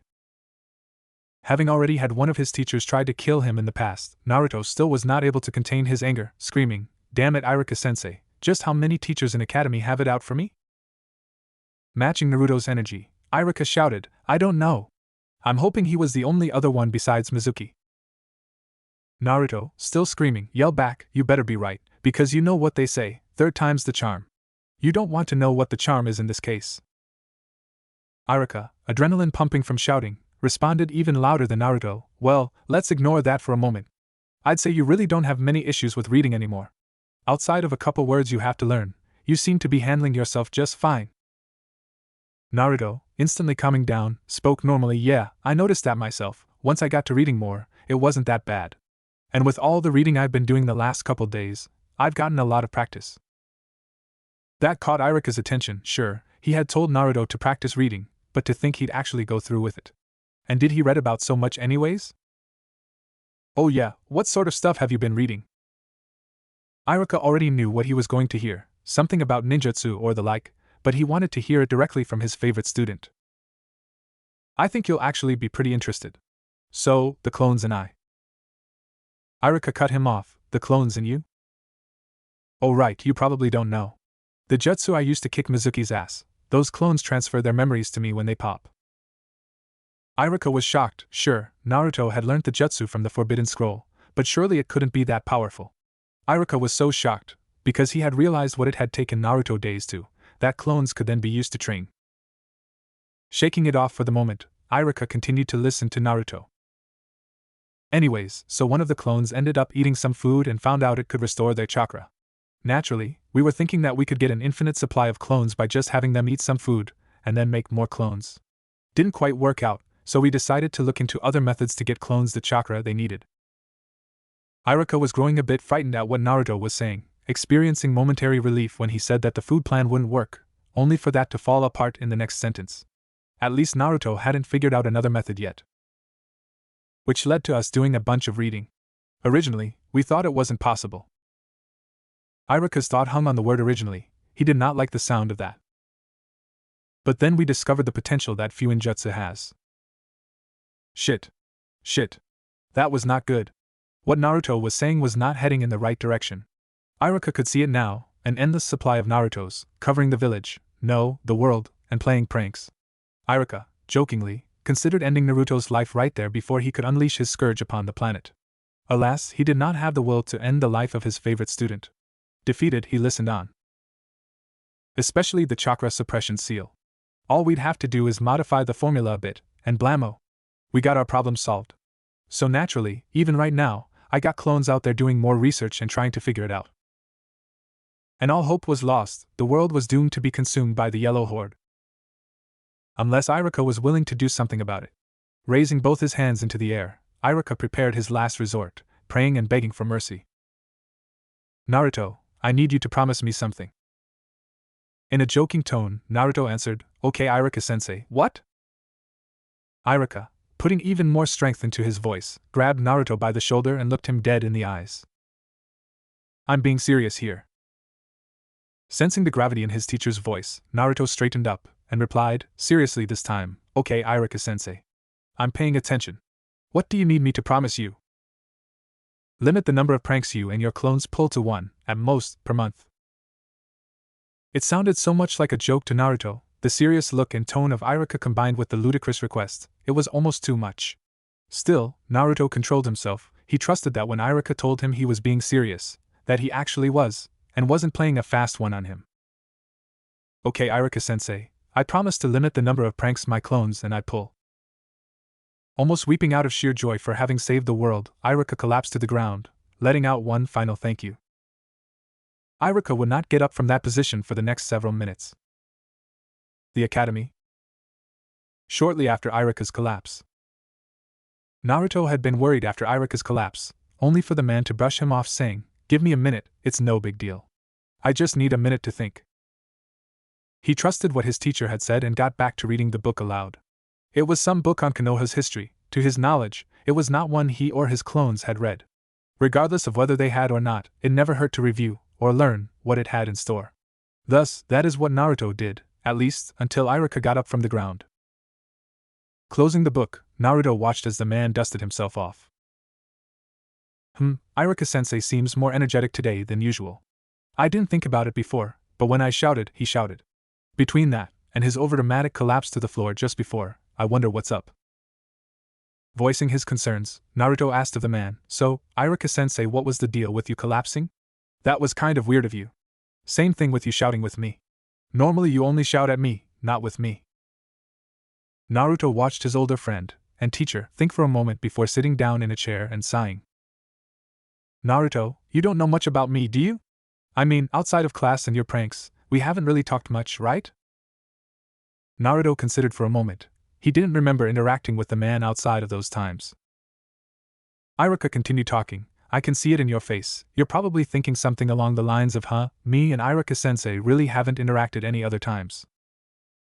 Naruto was shocked. Sure, the wording wasn't exactly the same, but the general idea was there. Naruto opened his mouth to ask how Iruka had done that, but before he could speak, he was cut off by the man. And before you ask, I knew because it's the truth. We never really had a relationship outside of teacher and student. Did you ever stop to ask yourself, why is Iruka-sensei helping me? Why does he care so much about what happened to me in the academy? Now that Irika had mentioned it, Naruto was curious. Most people in the village were outright hostile to him, nothing too bad, just glares and curses, but Irika was different. He was one of the few people who Naruto could call a friend. But why did he think differently from others? What made him different? Naruto would have asked those questions, but he figured his teacher would just cut him off again, so he just nodded his head. But Naruto felt that deep down, something was different about Irika, and that it had started when he had first mentioned his troubles with reading that night a week ago. It's a long story, but I'd like to start with something that Mizuki said back in the woods that day about a week ago. He said that I hated you, that you killed my entire family. Mizuki's words were true. Naruto dropped the honorific as he thought to himself, what is Irika saying? It was true that he hated me, but then what he said in the woods was that all a lie? It couldn't be, all the help he'd received from the man, there was no way that was fake. Even though logic countered what Irika was saying, Naruto was starting to lose control, his grip on reality was slipping. If one looked closely, they would see that his whiskers were growing, along with his nails and teeth. Irika, as if he did not notice Naruto's state of mind and body, continued speaking, until I saw the real you. The Uzumaki Naruto who is my favorite student. Peace and control was restored to Naruto, as the changes began to revert. He would listen calmly until Irika finished speaking, and then decide. You should already be aware from what Mizuki said that night, but I did have a family that I knew. I loved them very much, and on the night of the fox's attack, when I lost them, everything seemed dark and hollow. On the outside, I was a bright, cheerful boy who loved to play pranks just like you, but deep down, there was hate growing in my heart. Hate that I misguidedly pointed at you. The man paused for a moment and thought, before continuing his story, I didn't even know you at the time, and still resented you for something you did not do. My reason to become a teacher for the academy had been in hopes of destroying you. And I would have, if not for the third Hokage's words to me one day. Naruto felt that he should be angry with Irika. The man, despite helping him, and arguably even having saved his life, had hated him for years and conspired to destroy him. As terrible as that was, Naruto could not bring himself to be angry. Irika, I know you have darkness in your heart, and that darkness has led you to take your current path. Becoming a teacher, a man who will guide the next generation, is purely a means to the end for you. But I beseech you, before you do anything drastic with your position, I ask of you one thing: have you truly seen Naruto for who he is? Or are you really that foolish that you think such a bright boy is the fox in disguise? That the fox had tricked even me into believing its lies while you saw through them? Think about if that is really the case before you act. Those were the words he said to me that day.